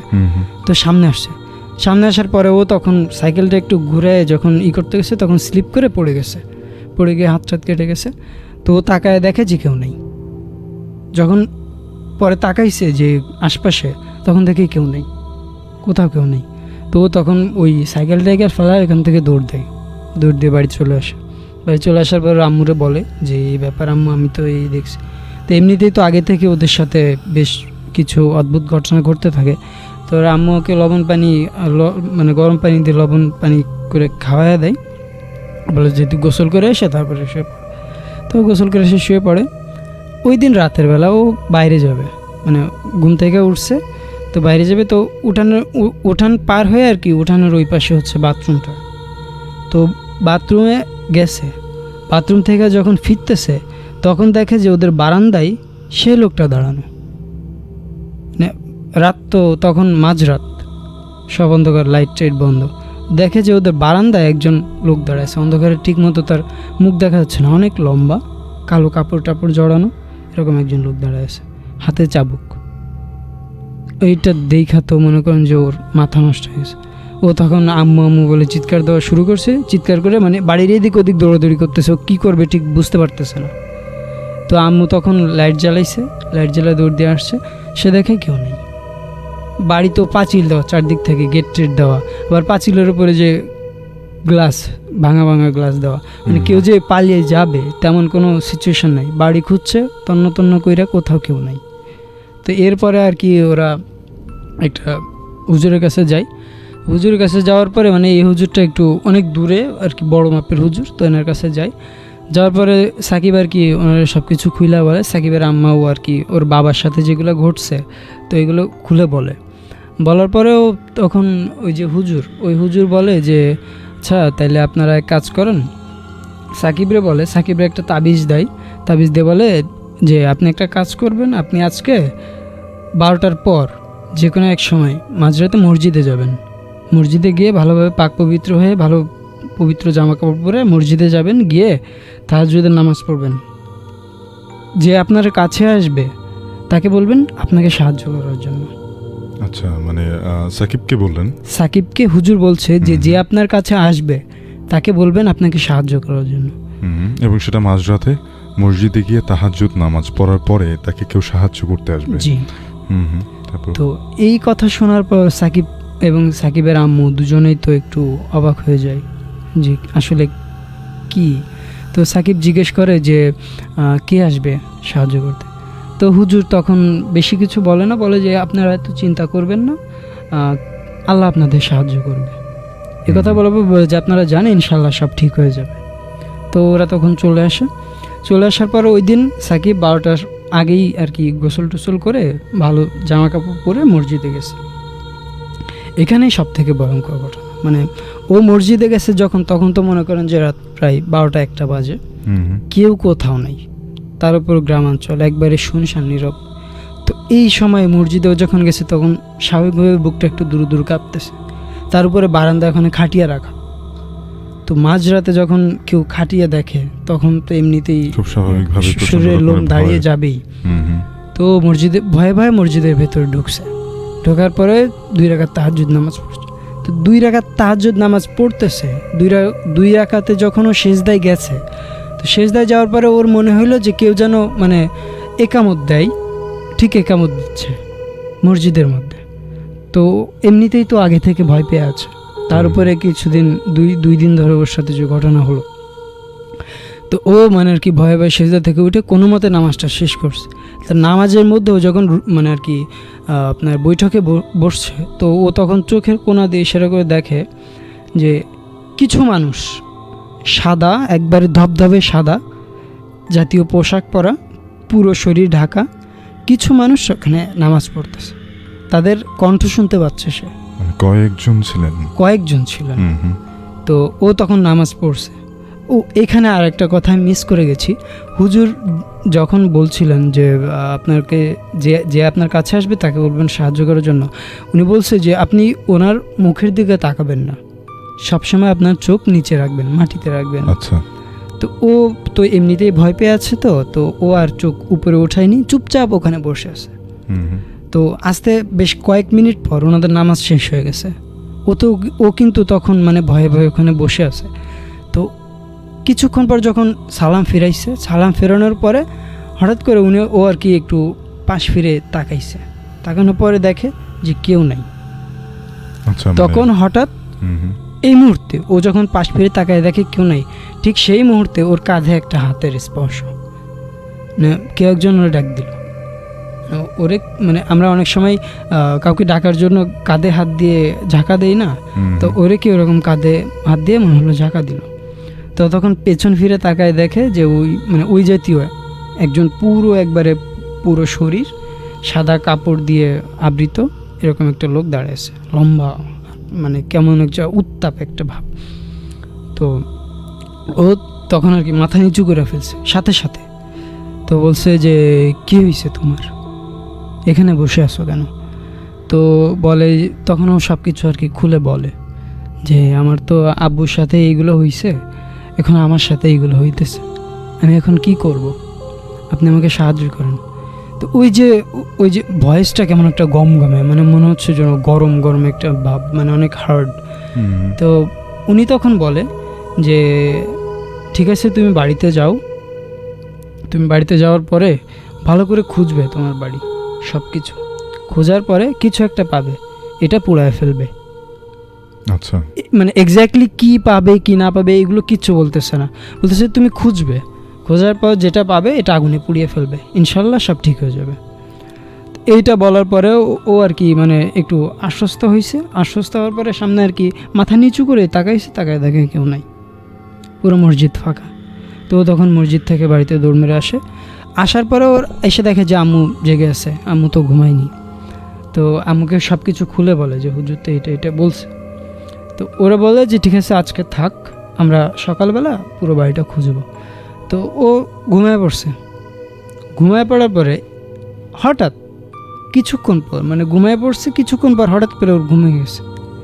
মানে ওর কেমন যেন কেমন একটা বাজে একটা ফিলিংস হইতেছে, কেমন যেন ঘরটা মনে হইতেছে অনেক, মানে নিজের শরীর অনেক ভারী ভারী মনে হইতেছে, ঘরের পরিবেশটাও কেমন যেন একটা অন্যরকম লাগতেছে। তো ও মানে আর কি চোখ খুলে তাকাইছে। চোখ খুলে তাকায় দেখে যে ওর বিছানার পাশেই সেই লোকটা দাঁড়ানো, সেই কালো পোশাক পরা লম্বা একজন লোক, মুখ দেখা যায় না, মুখের দিকে তাকালে দেখা যায় শুধু অন্ধকার, এরকম একটা জিনিস, হাতে একটা চাবুক। ওর তো তখন মনে করেন যে প্রাণ উড়ে গেছে দেহ থেকে। তো মানে যখনই ওদের চোখাচোখি হয়েছে, মানে যখনই ও ওইটার দিকে তাকাইছে, তখন ঠাস করে মনে করেন যে ওই যে হাতে যে চাবুক ছিল, চাবুকটা দিয়ে ওর গায়ে বাড়ি দেওয়া শুরু করছে। তো বাড়ি দেওয়ার সাথে সাথে ও চিৎকার দেওয়া শুরু করছে। চিৎকার দেওয়া মনে করেন যে বেশ কয়েকটা বাড়ি দিছে। দেওয়ার পরেও যখন চিৎকার, ওর আম্মু চলে আসছে, আম্মু এসে লাইট জ্বালাইছে, দেখে কেউ নেই, একবারে পুরো ঘরটাই ফাঁকা। ওর গায়ে চেক করে দেখে যে গায়ে এরকম চাবুকের দাগ অনেক। তো এরপরে আর কি ওরা তখনই উঠে পুরো বাড়ি লাইট টাইট দিয়ে সব কিছু খুঁজে দেখে যে ওদের যে রান্নাঘরের পাশে একটা ফাঁকা জায়গা, এই জায়গাটাতে ওদের কাছে মানে উঠানের মতো জায়গা, তো ঘাস টাস আছে, ওই জায়গাটা দেখে ওদের কেন জানি মনে হয় যে না এখানে কিছু একটা আছে। তো ওই জায়গাটা ওটা খুঁড়ে দেখে যে একটা তাবিজ ওখানে, মানে কী সব আরবি টারবি লেখা, অনেক বড়, অনেক মানে কাগজটা অনেক বড় মোটা একটা তাবিজ। তো এটা তখন ওরা পোড়ায় ফেলে। তো পরে ওই হুজুরের সাথে আবার দেখা করার পর ওরা আর কি হুজুর বলে যে সম্ভবত বলতে আর কি আপনাদের নিকটাত্মীয়ের ভিতরে বা পরিচিত কেউ এই আপনাদের সাথে এই কাজটা করছে, সে নিজে এসে আপনাদের বাড়িতে ওই তাবিজ পুঁতে গেছে, যার ধরুন আপনাদের সাথে এতদিন যাবৎ এই ঘটনা হয়েছে। আর আশা করা যায় ইনশাল্লাহ এরপর আর কোনো ঘটনা হবে না। তো এরপর ইনশাল্লাহ আলহামদুলিল্লাহ ওদের সাথে কিছু হয়নি, এখন মোটামুটি সবাই ভালো আছে। তো শাফিন ভাই, এটাই ছিল ঘটনা। ধন্যবাদ অসংখ্য। অনেক অনেক ধন্যবাদ আবির মাহমুদ ভাই। আপনি প্রতিনিয়ত আসলে বিভিন্ন মানুষের কাছ থেকে তাদের সাথে ঘটে যাওয়া অভিজ্ঞতার কথা শুনছেন, জানছেন, ভূত নাইট গ্রুপে পোস্ট করছেন এবং আরও মানুষকে জানানোর জন্য প্রতিনিয়ত ভূত নাইট শোয়ে এসে শেয়ার করছেন সেই ঘটনাগুলো। আবারও একবার ধন্যবাদ দিতে চাই আবির মাহমুদ ভাইকে। ফেসবুক লাইভ অডিও স্ট্রিমিংয়ে অনেকেই জয়েন করে আছেন, অবশ্যই অনুরোধ করব লাইভ অডিও স্ট্রিমিংটি শেয়ার করে দেওয়ার জন্য, যাতে করে আরও বেশি মানুষের কাছে পৌঁছে যায় আপনাদের প্রিয় অনুষ্ঠান ভূত নাইট এবং আরও বেশি ঘটনা আমরাও পেতে পারি, আমরাও জানতে পারি। সেখানে দেখতে পাচ্ছি জয়েন করে আছেন রুদ্র অভি ভাইয়া। আমি গত 2-3 সপ্তাহ ধরে শুনছি, অনেক ছোটোবেলা থাকতে। আচ্ছা, লাভ ইউ ফ্রম চিটাগং, অনেক অনেক ভালোবাসা জানবেন। সামিহা নূর রয়েছেন, ভাইয়া I am a student of medical, আচ্ছা from DMC Dhaka medical college, I want to share my story. আচ্ছা সামিহা নূর বোন, আপনি ভূত964@gmail.com এই ঠিকানায় আপনার ঘটনাটি আমাকে অবশ্যই পাঠিয়ে দেবেন, এবং মেডিকেল রিলেটেড, হসপিটাল রিলেটেড স্টোরিগুলো মানুষ অনেক অনেক শুনতে চায়। আমি চাইবো সেই সত্য ঘটনাগুলো আপনি আমাকে লিখে পাঠাবেন, এবং সেটার জন্য আপনি যে ফেসবুক লাইভ অডিও স্ট্রিমিংয়ে জয়েন করে আছেন 96.4 স্পাইস এফএমের ভেরিফাইড ফেসবুক পেজটিতে, সেখানে টেমপ্লেটে আপনি দেখতে পারবেন যে ইমেল অ্যাড্রেসটাও দেওয়া রয়েছে, অথবা আপনি ভূত নাইটের ফেসবুক পেজ ভূত নাইট অথবা আমার ফেসবুক পেজ আর জে শাফিন, সেখানেও ইনবক্সে আপনার ঘটনাগুলো পাঠাতে পারেন। নিঝুম জয়েন করে আছেন, মিথিলা ইসলাম জয়েন করে আছেন শহীদুল ইসলাম জয়েন করে আছেন, ফরহাদ রেজা, অনেক অনেক ধন্যবাদ। আব্দুর রব মানিক জয়েন করে আছেন, ঢাকা সাউথ বাড্ডা থেকে শুনছেন তিনি আমাদেরকে। তপন হোসেন জয়েন করে আছেন,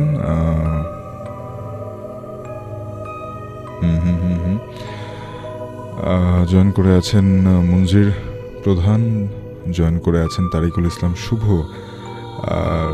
জয়েন করে আছেন SH কায়েস, জয়েন করে আছেন আব্দুর রব মানিক, জয়েন করে আছেন শেখ শান্ত, ফরহাদ রেজা। বারবারই যারা কমেন্ট করছেন তাদের কমেন্টগুলো আসলে বেশি বেশি চোখে আসছে।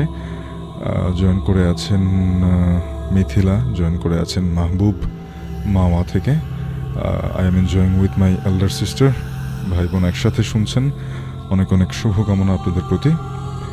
মুরসালিন হাসান জয়েন করে আছেন, ঘটনা শেয়ার করতে চাচ্ছেন, যেমনটা বললাম ভূত964@gmail.com এই ঠিকানা পাঠাবেন। শিমুল শর্মা জয়েন করে আছেন চট্টগ্রাম থেকে, জয়েন করে আছেন কিবরিয়া হোসেন, জয়েন করে আছেন নাহিদুল হক রাদিন, নাহিদ বিন মোহাম্মদ জয়েন করে আছেন, শারাফ জান্নাত জয়েন করে আছেন অপূর্ব হালদার, জয়েন করে আছেন সুমাইয়া ইয়াসমিন তমা, জান্নাত হাসান জয়েন করে আছেন, অনিক দেওয়ান মাগুরা থেকে শুনছেন আমাদেরকে, মানব কুমার জয়েন করে আছেন, বিশাল চৌধুরী জয়েন করে আছেন, আজিজুল হক, JA নয়ন, রাকিব রায়হান, আব্দুল নূর তুষার উত্তরা থেকে শুনছেন আমাদেরকে, লুৎফর জয়েন করে আছেন, শওকত হোসেন মিঠু, ওয়ালাইকুম আসসালাম, অ্যালেক্স কিবরিয়া জয়েন করে আছেন আরাফাত খান রাজশাহী থেকে শুনছেন, আশা আক্তার জয়েন করে আছেন বগুড়া থেকে, মোহাম্মদ সজীব খুলনা থেকে রয়েছেন, হাবিব হোসাইন লন্ডন থেকে শুনছেন আমাদেরকে। প্রবাসী ভাইদেরকে প্রতি আমাদের সবসময় কৃতজ্ঞতা, দেশের প্রতিটা প্রোগ্রাম, দেশকে তারা যেভাবে ভালোবাসেন দূর থেকে, সেখানে আমরা বুঝতে পারি যে আসলে দূরত্ব কোনো ব্যাপার নয়, যখন ভালোবাসাটাই সব কিছু। আর সেই দূরত্ব ভুলে গিয়ে আমরা ভালোবাসার খাতিরে ভয়ের ঘটনাগুলো কিন্তু ভূত নাইটে শেয়ার করতে ভুলবেন না। ভূত964@gmail.com এই ঠিকানায় পাঠাবেন। রিমি চৌধুরী রয়েছেন, অনেকদিন পর সিলেট থেকে শুনছি, মাসুম বিল্লা জয়েন করে আছেন, নজরুল ইসলাম রকি, ইমন খান, জাহিদুল ইসলাম বাপ্পি জয়েন করে আছেন, নাইম খান বরিশাল থেকে শুনছি, সাদিয়া মাশরিন জয়েন করে আছেন, ফাহিমা বিনতে সত্তার, আকাশ মালুদ জয়েন করে আছেন সৌদি আরব থেকে, ফৌজিয়া আমিন পুনম আছেন আমাদের সাথে, আছেন অনন মেহাক, সৈয়দা জুয়াইরিয়া বিনতে কাদের ধামরাই থেকে শুনছেন, দুই বোন মিলে, অনেক অনেক শুভকামনা। আল মামুন হোসেন গাজীপুর থেকে রয়েছেন, ওসমান হোসেন রয়েছেন, জয়েন করে আছেন হাবিব হোসেন লন্ডন থেকে শুনছেন, তিনিও আমাদেরকে। মুর্শিদ রয়েছেন, অনেকদিন খোঁজার পরে এই চ্যানেলটা খুঁজে পেলাম, 96.4 স্পাইস এফএম, 96.4 স্পাইস এফএম, এটি আপনি 96.4 আপনার রেডিও থেকে ফ্রিকোয়েন্সিতে টিউন করলেও পেয়ে যাবেন, এবং অবশ্যই আমাদের ভেরিফাইড ফেসবুক পেজটি রয়েছে সবসময়। আর যে কোনো প্রান্ত থেকে পৃথিবীর আমাদেরকে সর্বক্ষণ নিরবিচ্ছিন্নভাবে শোনার জন্য গুগল প্লে স্টোর অথবা অ্যাপল অ্যাপ স্টোর থেকে 96.4 স্পাইস এফএমের অ্যাপ রয়েছে, সেটা ডাউনলোড করে নেবেন। কলকাতা থেকে রয়েছেন বন্ধন, আমাদের আরও একজন ওপার বাংলার বন্ধু। আমরা ভূত নাইটের ভয়ের ঘটনাগুলোর প্রসঙ্গে আসলে স্থান ভুলে গিয়ে সবাই বাংলা ভাষাভাষী যারা রয়েছেন সবাই উপভোগ করেন অনুষ্ঠানটি। অবশ্যই যে কোনো প্রান্ত থেকে আপনি আমাকে ঘটনা পাঠাতে পারবেন ভূত964@gmail.com এই ঠিকানায়। মাকসুদুল ইসলাম রয়েছেন ফেন্দাই থেকে, জয়েন করে আছেন, আরিফ আহমেদ আছেন, অর্ণব আহমেদ নীরব রয়েছেন, নারায়ণগঞ্জ ব্যাপারীপাড়া থেকে শুনছেন, নীলা আক্তার রয়েছেন, আই লাভ ভূত নাইট বলছেন। আরও অনেকেই যুক্ত হয়ে আছেন। অবশ্যই আপনাদের মূল্যবান মতামতগুলো জানাতে থাকবেন এবং ঘটনাগুলো শেয়ার করতে থাকবেন। লাইভ অডিও স্ট্রিমিংটি শেয়ার করবেন যাতে করে আরও বেশি মানুষের কাছে আমরা পৌঁছে দিতে পারি, এবং আপনার যে কোনো মতামত আমাদেরকে জানানোর জন্য আপনার ফোনে মেসেজ অপশন থেকে টাইপ করবেন SFM স্পেস দিয়ে আপনার নাম লিখবেন, মতামত পরামর্শ লিখবেন, পাঠাবেন 26969 এই নাম্বারটাতে। আমি SMS-গুলো পড়ছি, তবে তার আগে চলে যাব আরেকটা ঘটনা, এবং অবশ্যই মনে করিয়ে দিতে চাই যে ওভার দ্য ফোন কল কিন্তু আপনি আমাদের সাথে ঘটনা শেয়ার করতে পারেন, এবং সেটার জন্য আমি বলবো যে এই সময় আপনারা কল দিবেন, শুধুমাত্র যারা ঘটনা শেয়ার করবেন তারাই ফোন কল করবেন। নচেত যে কোনো মতামত পরামর্শ কিন্তু আপনারা আমাকে SMS-এর মাধ্যমে SFM স্পেস নাম লোকেশন মতামত 26969 এই নাম্বারে পাঠাবেন, অথবা ফেসবুক লাইভ অডিও স্ট্রিমিংয়ে কমেন্টের মাধ্যমে জানাতে পারবেন। শুধুমাত্র যারা ঘটনা শেয়ার করবেন তারাই ফোন কল করবেন, এখানে অন্য কোনো ব্যাপার নেই, একেবারে অথেন্টিক। আপনারা ফোন কল করলেই আমি ধরবো এবং ঘটনাগুলো শুনবো। অবশ্যই যারা ঘটনা শেয়ার করবেন তারাই ফোন কল করবেন। আমি চলে যাচ্ছি আরেকটা ইমেল স্টোরিতে, এরপরেই এসে আপনাদের কাছ থেকে সরাসরি ঘটনাগুলো শুনব।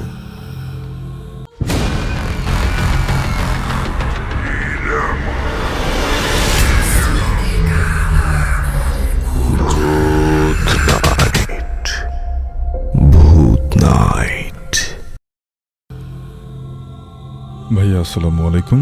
ওয়ালাইকুম আসসালাম। আমি আজ যে ঘটনাটা বলবো সেটা আমার ছোট চাচার সাথে ঘটে যাওয়া একটা ঘটনা। 2015 সালের জানুয়ারি মাসে আমার চাচা জাপান থেকে বাংলাদেশে আসে ছুটিতে। চাচা দেশে আসাতে তার সব বন্ধুরা তার সাথে দেখা করতে আসে। আমার চাচা মাছ ধরতে খুব বেশি পছন্দ করতেন, কিন্তু বিদেশে নানান কাজের ঝামেলায় এসব নিয়ে ভাবার সময় হতো না। একদিন চাচার এক বন্ধু চাচাকে বলল যে, দোস্ত, অনেক দিন ধরে মাছ মারতে যাই না, তুই না থাকলে একা একা মাছ মারতে ভালো লাগে না, মজা পাই না, চল আজ মাছ ধরতে যাই। এ কথা শুনে চাচা রাজি হয়ে গেলেন, কারণ চাচা মনে মনে তাই ভাবছিলেন যে বন্ধু বলবে তার সাথে মাছ ধরতে যেতে। তখন সময় সন্ধ্যা। চাচা বন্ধুকে বলে যে রাত 12টার দিকে যেন ডেকে নিয়ে যায় তাকে। বন্ধু বলল, ঠিক আছে, তুই তৈরি থাকিস। কথা শেষ করে যে যার বাড়ি চলে গেল। রাত 12:15 সময় চাচার বন্ধু এসে চাচাকে ডাক দিল। চাচাও দেরি না করে বন্ধুর সাথে বেরিয়ে গেল মাছ ধরতে।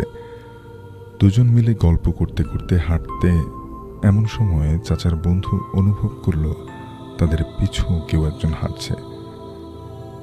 তখন তিনি আমার চাচাকে বললেন, দোস্ত, তুই কি কিছু অনুভব করছিস? চাচা বলে, কই না তো, আমি তো কিছু শুনতে পারছি না। তখন চাচা বলে যে, বন্ধু বলে যে, আরে ছাড় তো, অনেকদিন পর মাছ ধরতে যাচ্ছিস তাই একটু ভয় পাচ্ছিস, তুই আর আমাকেও ভয় দেখানোর চেষ্টা করছিস। আমি কিন্তু আজ মাছ না ধরে বাড়ি ফিরছি না, কাজেই অহেতুক ভয় দেখাবি না আমাকে, আর নিজেকেও একটু সাহসী কর। ভয়কে জয় না করলে মাছ ধরবি কি করে? এটা বলে হাসাহাসি করতে করতে তারা মাছ ধরার জায়গায় পৌঁছে গেল। দুজন মিলে মাছ ধরার প্রতিযোগিতায় নেমে গেল। তারা একে অপরকে বলছে, দেখা যাক আজকে বেশি মাছ ধরতে পারে, যে বেশি বড় মাছ ধরবে তাকে কোল্ড ড্রিঙ্কস খাওয়ানো হবে। তো তারা দুজনই খুব মনোযোগ দিয়ে কাজ করছে। মাছ ধরার নেশায় পড়ে তারা কখন যে আলাদা আলাদা জায়গায় চলে গেছে তা বুঝতে পারেনি। হঠাৎ আমার চাচার জালে একটা বড় মাছ ধরা পড়ল। এটা দেখে চাচা ভীষণ খুশি হলো। মনে মনে ভাবছে আজ তার বন্ধু হেরে যাবে তার কাছে। মাছটা দড়ি দিয়ে বেঁধে একটা ব্যাগের ভিতরে রেখে দিল। কিছুক্ষণ পর চাচা আরও একটা বড় মাছ পেল। খুশিতে চাচার মনটা ভরে গেল। বাজার থেকে এর চেয়ে বড় মাছ কিনে আনলেও এত খুশি হন না চাচা, কিন্তু নিজের হাতে ধরা মাছের স্বাদই আলাদা। তেমনি মনের ভেতর একটা গৌরব কাজ করে। যেই নাকি চাচা মাছটা ব্যাগের ভেতরে রাখতে যাবে, ঠিক তখনই চাচা ভয়ে শিউরে ওঠে। চাচা দেখল 4-4টা বিড়াল চাচার ওই বড় মাছটা খাচ্ছে। বিষয়টা শুনতে স্বাভাবিক হলেও দেখতে স্বাভাবিক ছিল না, কারণ বিড়ালগুলো ছিল অস্বাভাবিক বড়, আর মাথার অংশটা ছিল ছোট বাচ্চাদের মাথা। ওরা সবাই চাচাকে দেখে হাসছে আর বলছে, তোর হাতে যে ওই মাছটা, ওটাও আমাদেরকে দে, আমরা খাবো। আমাদের পেট ভরেনি, যদি না দিস তবে তোকেই খেয়ে নেব। এই কথা শোনার পরে চাচার স্থির থাকতে পারলেন না। বন্ধুর নাম নিয়ে একটা জোরে চিৎকার দিয়ে সেখানে অজ্ঞান হয়ে পড়ে যান। তখন চাচার বন্ধু এসে চাচাকে মাথায় পানি দিয়ে সুস্থ করেন। বাড়ি ফিরে চাচা 3 দিন জ্বরে ভোগেন। অসুখ ভালো হলে চাচা প্রতিজ্ঞা করেন যে আর কোনো দিন এত রাতে মাছ ধরতে যাবেন না। সেদিন থেকে চাচার আর তার বন্ধুকে এই ঘটনা খুলে বলেন। আমি চাচার মুখেই শুনেছি। আমার প্রিয় প্রোগ্রাম ভূত নাইটে শেয়ার করলাম আমার চাচার সাথে ঘটে যাওয়া ঘটনাটা। ভালো লাগলে পড়ে শোনাবেন, ধন্যবাদ। ঘটনাটি আমাদেরকে ইমেল করেছেন মিলি। অনেক অনেক ধন্যবাদ মিলি সহ যারা যারা আমাদেরকে ঘটনা পাঠিয়েছেন সবাইকে জানাতে পারবেন। আমি চলে যাবো একটা ফোন কলে, দেখবো কি। হ্যালো, জি আমি শুনতে পাচ্ছি আপনার নাম। আসসালামু আলাইকুম শাহিন ভাই। ওয়ালাইকুম আসসালাম। জি আপনি আপনার নাম বলে ঘটনাটি শেয়ার করবেন এবং আশেপাশে কোনো ভাই শব্দ থেকে একটু দূরে থাকবেন। জি হ্যাঁ ভাই, আমার নাম জাকির। জাকির ভাই। জি জাকির ভাই, আপনি কোত্থেকে বলছেন? বলতেছি ঢাকার কেরানীগঞ্জ থেকে বলছি ভাই। ঢাকা কেরানীগঞ্জ থেকে বলছেন। জি জাকির ভাই, আপনার ঘটনাটা শেয়ার করবেন আমাদের সাথে। আমার নিজের সাথে একটা ঘটনা আমি বলছি। মাদারীপুর থেকে এই ঘটনাটা 2014 সালের ঘটনা। হুম। আপনি আপনার পাশে যে তো রেডিওটি রয়েছে অথবা ফেসবুক লাইভ অডিও স্ট্রিমিং চলছে সেটা ভলিউমটা কমিয়ে দিয়ে তারপরে ঘটনাটা শেয়ার করবেন, অনুরোধ করছি। জি হ্যালো ভাই। হ্যাঁ আমি শুনতে পাচ্ছি, আপনি শেয়ার করুন। ঘটনাটা হলো আমার ভাইয়ের বিয়ে লিখতে গর্জা দিতে আমরা যাচ্ছি। তো হঠাৎ করে রাস্তায় হারাই ফেললাম। আমার কাছে আমি ঘটনাটা বলছি আপনার শুনে।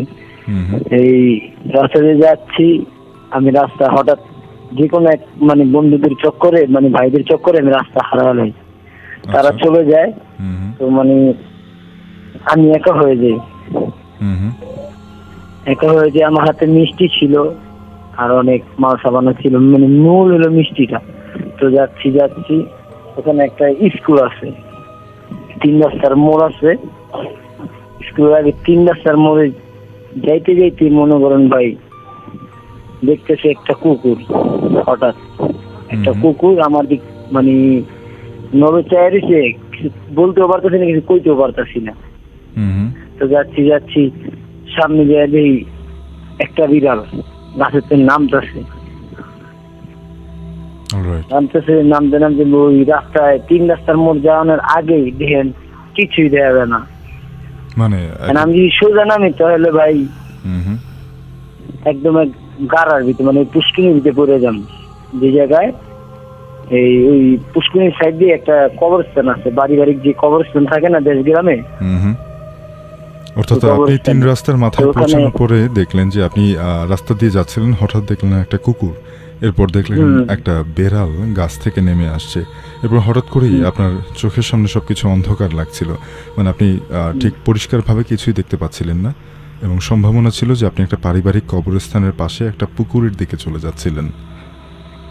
জি জি জি আমি তারপর? পুকুরের দিক চলে যাচ্ছি, হঠাৎ হঠাৎ দেখি কি এই একটা আগুনের গোলা চলে গেল বাসের, এই যে বাসের ঝাড় আছে পুষ্করিণী সাইডে একটু একটু আগাইলে একটা বাসের ঝাড় আছে, হুম হুম ঠিক আছে, যেরকম যে বাসের ঝাড়টা আছে না ভাই, বাসের ঝাড়, ওখানে একটা আগুন চলে গেল।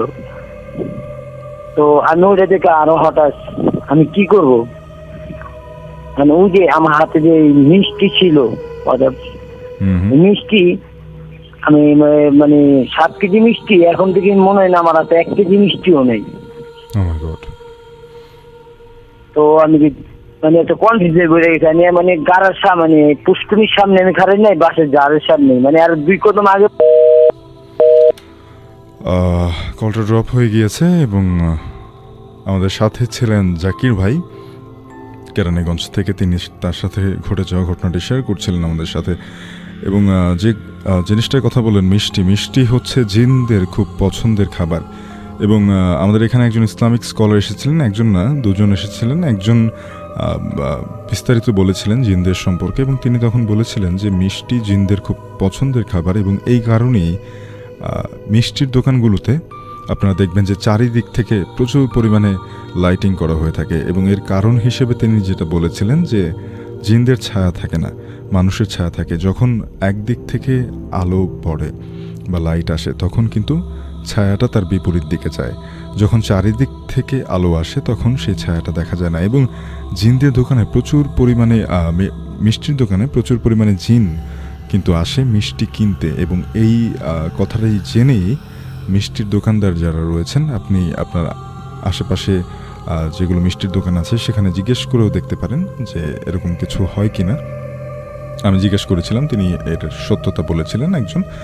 তো সেখানে চারিদিক থেকে আলো ফেলার কারণ হচ্ছে যাতে করে ওই যে ছায়াটা না থাকে, মানুষেরও ছায়া থাকবে না এবং জিনদেরও ছায়া থাকবে না। তখন কি হয়, জিনরাও কিন্তু মানুষদের উপস্থিতি পছন্দ করে না, বা কেউ তার পরিচয় বুঝে ফেলুক যে সে অশরীরী, এটা কিন্তু তারাও চায় না। তাই এইভাবে মিষ্টির দোকানে ব্যাপারটা করা হয়ে থাকে। অনেক সময় জিন আসর করলে, জিনকে যখন ছাড়ানো হয়, তখন তারা মিষ্টির কথা বলে থাকেন। মিষ্টি তাদের এতটাই প্রিয় একটা খাবার। তো এরকমই একটা ঘটনা তার সাথে হয়েছিল। আমরা পুরো ঘটনাটা দুর্ভাগ্যজনকভাবে আসলে শুনতে পারলাম না, কিন্তু আমাদের কাছে কিছু ইমেল স্টোরি রয়েছে, আমরা সেই ইমেল স্টোরিগুলো শুনবো এবং আপনাদের কাছ থেকে ফেসবুক লাইভ অডিও স্ট্রিমিংয়ের মূল্যবান মতামতগুলো জানতে থাকবো। যেমনটা বলছিলাম যে জিনদের কথা, এবং এর আগেও একটা ঘটনা পড়লাম যেখানে বেড়ালের রূপে অনেকগুলো অশরীরী মাছ খাচ্ছিল।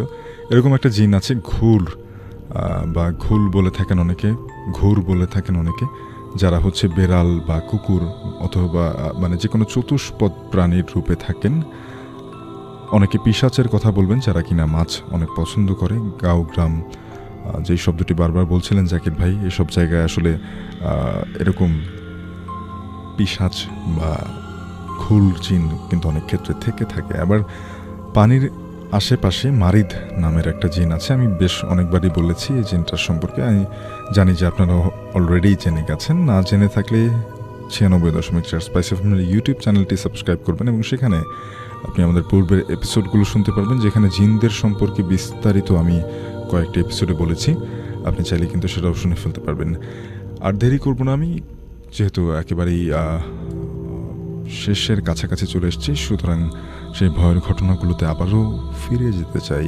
এবং আগেই বলতে চাই যে ঘটনা পাঠানোর জন্য ইমেল অ্যাড্রেসটা হচ্ছে bhoot964@gmail.com, অথবা আমাদের ফেসবুক পেজ ভূত নাইট BHOOT স্পেস NIGST, অথবা আমার Facebook page RJ Shafin RJSHAFIN Shafin. সেখানেও কিন্তু আপনি ইনবক্সে আপনার ঘটনাটি পাঠাতে পারেন। আমরা চলে যাব আরেকটা ভয়ের ঘটনায়।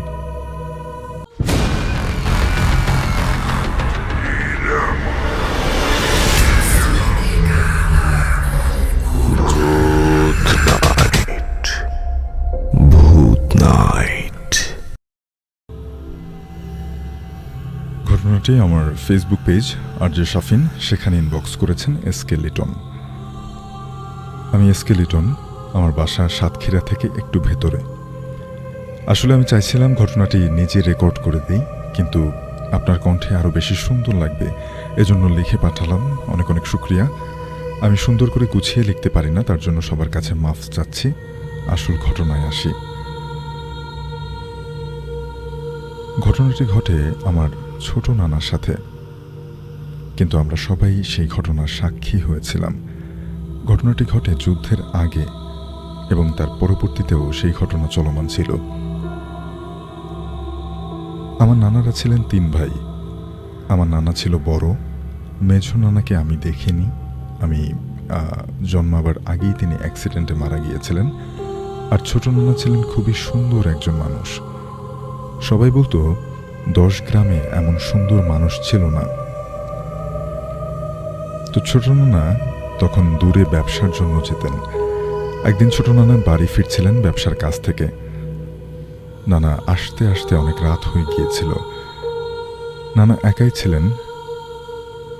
হঠাৎ করে তিনি তার সামনে একটা বড় গাছ পেলেন।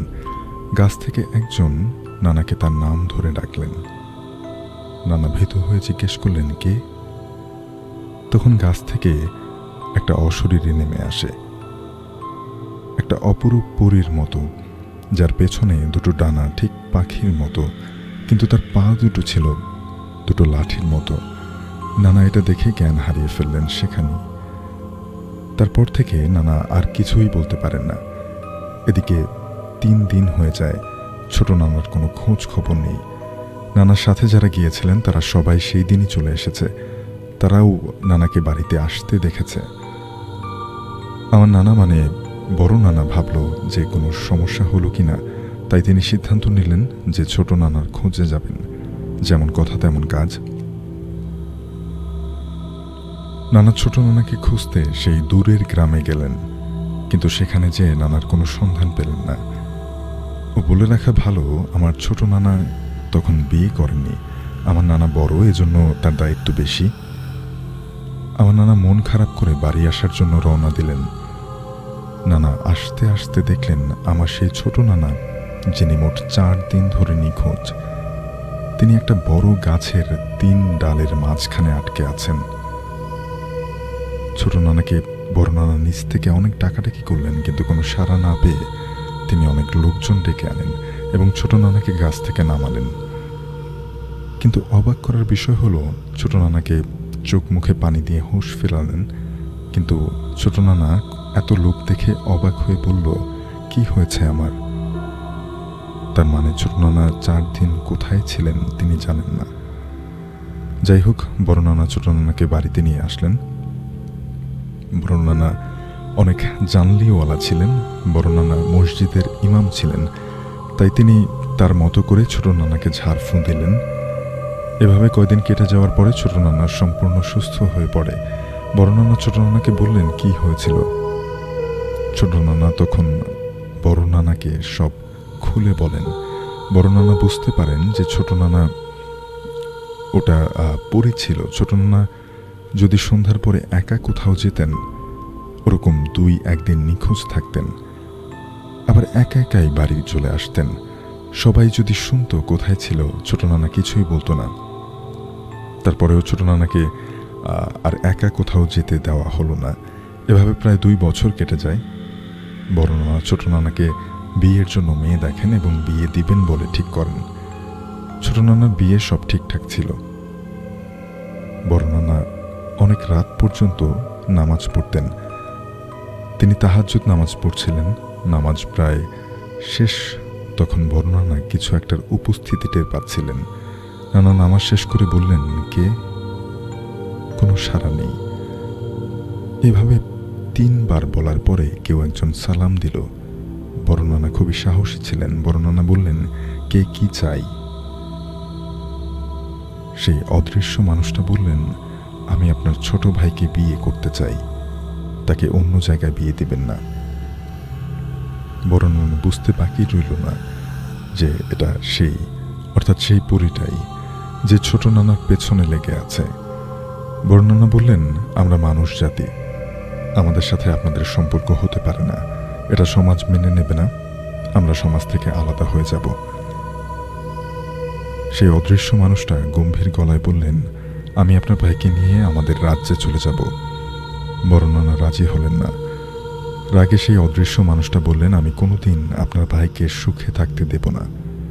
বড় নানা বললেন, যা খুশি পার করে নেও। এরপরে সেই অদৃশ্য কণ্ঠটা আর আসলো না, অর্থাৎ সে সেখান থেকে চলে গিয়েছিল। বড় নানা ছোট নানাকে এরপরেই বিয়ে দিয়ে দিলেন। ছোট নানিও অনেক সুন্দরী ছিলেন। বড় নানা ছোট নানা আর নানিকে শরীর বন্ধ করে দেন। তারপর থেকে তেমন কোনো সমস্যা হয়নি। কিন্তু আমার ছোট নানি প্রায়ই অসুস্থ থাকতেন। ছোট নানির ছোটখাটো কোনো অসুখ লেগেই থাকতো। এভাবে কেটে যায় অনেক বছর।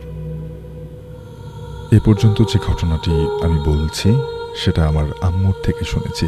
পরের ঘটনা আমাদের সামনে হয়েছে। আমার তখন 9 বছর বয়স। ছোট নানা খুবই অসুস্থ ছিলেন, প্রায় 2 বছর তিনি বিছানায় ছিলেন। ছোট নানার অবস্থা একদিন খুবই খারাপ। আমার আম্মুকে খবর দেয়া হলো যে আম্মু যেন তাড়াতাড়ি চলে আসেন, নয়তো জীবিত নাও দেখতে পারেন ছোট নানাকে। তাই আম্মু আর দেরি না করে আমাকে নিয়ে চলে গেলেন নানা বাড়িতে। আমার নানা অর্থাৎ বড় নানা আর ছোট নানার বাড়ি একই উঠান। প্রায় সব আত্মীয় স্বজন নানাকে দেখতে এসেছেন। নানার অবস্থা সন্ধ্যার পরে আরও খারাপ হয়। তাই আম্মু আর আমার ছোট খালাম্মা নানার পাশে বসে কোরআন শরীফ তেলাওয়াত করতে থাকেন। রাত প্রায় অনেক হয়ে এলো। আমাকে নিয়ে আমার মেঝো খালাম্মা ছোট নানার রুমের পাশের রুমে শুয়ে পড়েন। রাত আনুমানিক প্রায় 2টা হবে। আমার ঘুম আসছে না। নানার রুমে কোরআন শরীফ তেলাওয়াতের শব্দ শুনতে পাচ্ছি না। তার মানে মনে হচ্ছে যে আম্মা আর খালাম্মা ঘুম পড়েছে নানার পাশেই। টোটাল বাড়ি নিঃশব্দ, থমথমে। ঠিক সেই সময়ে শুনতে পাই খুবই ভারী গলায় কেউ একজন কান্না করছে। সেই কান্নার আওয়াজ শুনে আমাকে নিয়ে যে খালাম্মা শুয়েছে তিনি জেগে যান। তিনি আমাকে শক্ত করে ধরে রাখছেন। আমি বুঝতে পারছিলাম খালাম্মা প্রচুর ভয় পাচ্ছেন। আমি কিছু বলবো, কিন্তু আমার মুখ দিয়ে কোনো শব্দ বের হচ্ছিল না। এভাবে প্রায় 3 মিনিট কান্নার শব্দ চলার পরে সবাই জেগে যায়। সেই অদৃশ্য কন্যার আওয়াজে জেগে দেখে ছোট নানা আর বেঁচে নেই। তখন আমার আম্মু জোরে কেঁদে ওঠেন, বলে যে আমার নানা আর বেঁচে নাই। তখন সেই অদৃশ্য কান্নাটাও থেমে যায়। অনেকেই শুনেছিল সেই অদ্ভুত গলার কান্নার আওয়াজ। জানি না সেটি কিসের বা কার কান্না ছিল। যাই হোক, এটাই ছিল আমার ঘটনা। এটি 100% সত্যি। ঘটনাটা যেটি আমি নিজেই সাক্ষী ছিলাম। ভালো লাগলে শাফিন ভাই পড়ে শোনাবেন। আর একটা কথা, আমার লেখায় প্রচুর সাজিয়ে লিখতে না পারার জন্য ক্ষমা সুন্দর দৃষ্টিতে দেখবেন। ঘটনাটি আমাদেরকে আমার ফেসবুক পেজে পাঠিয়েছেন SK লিটন।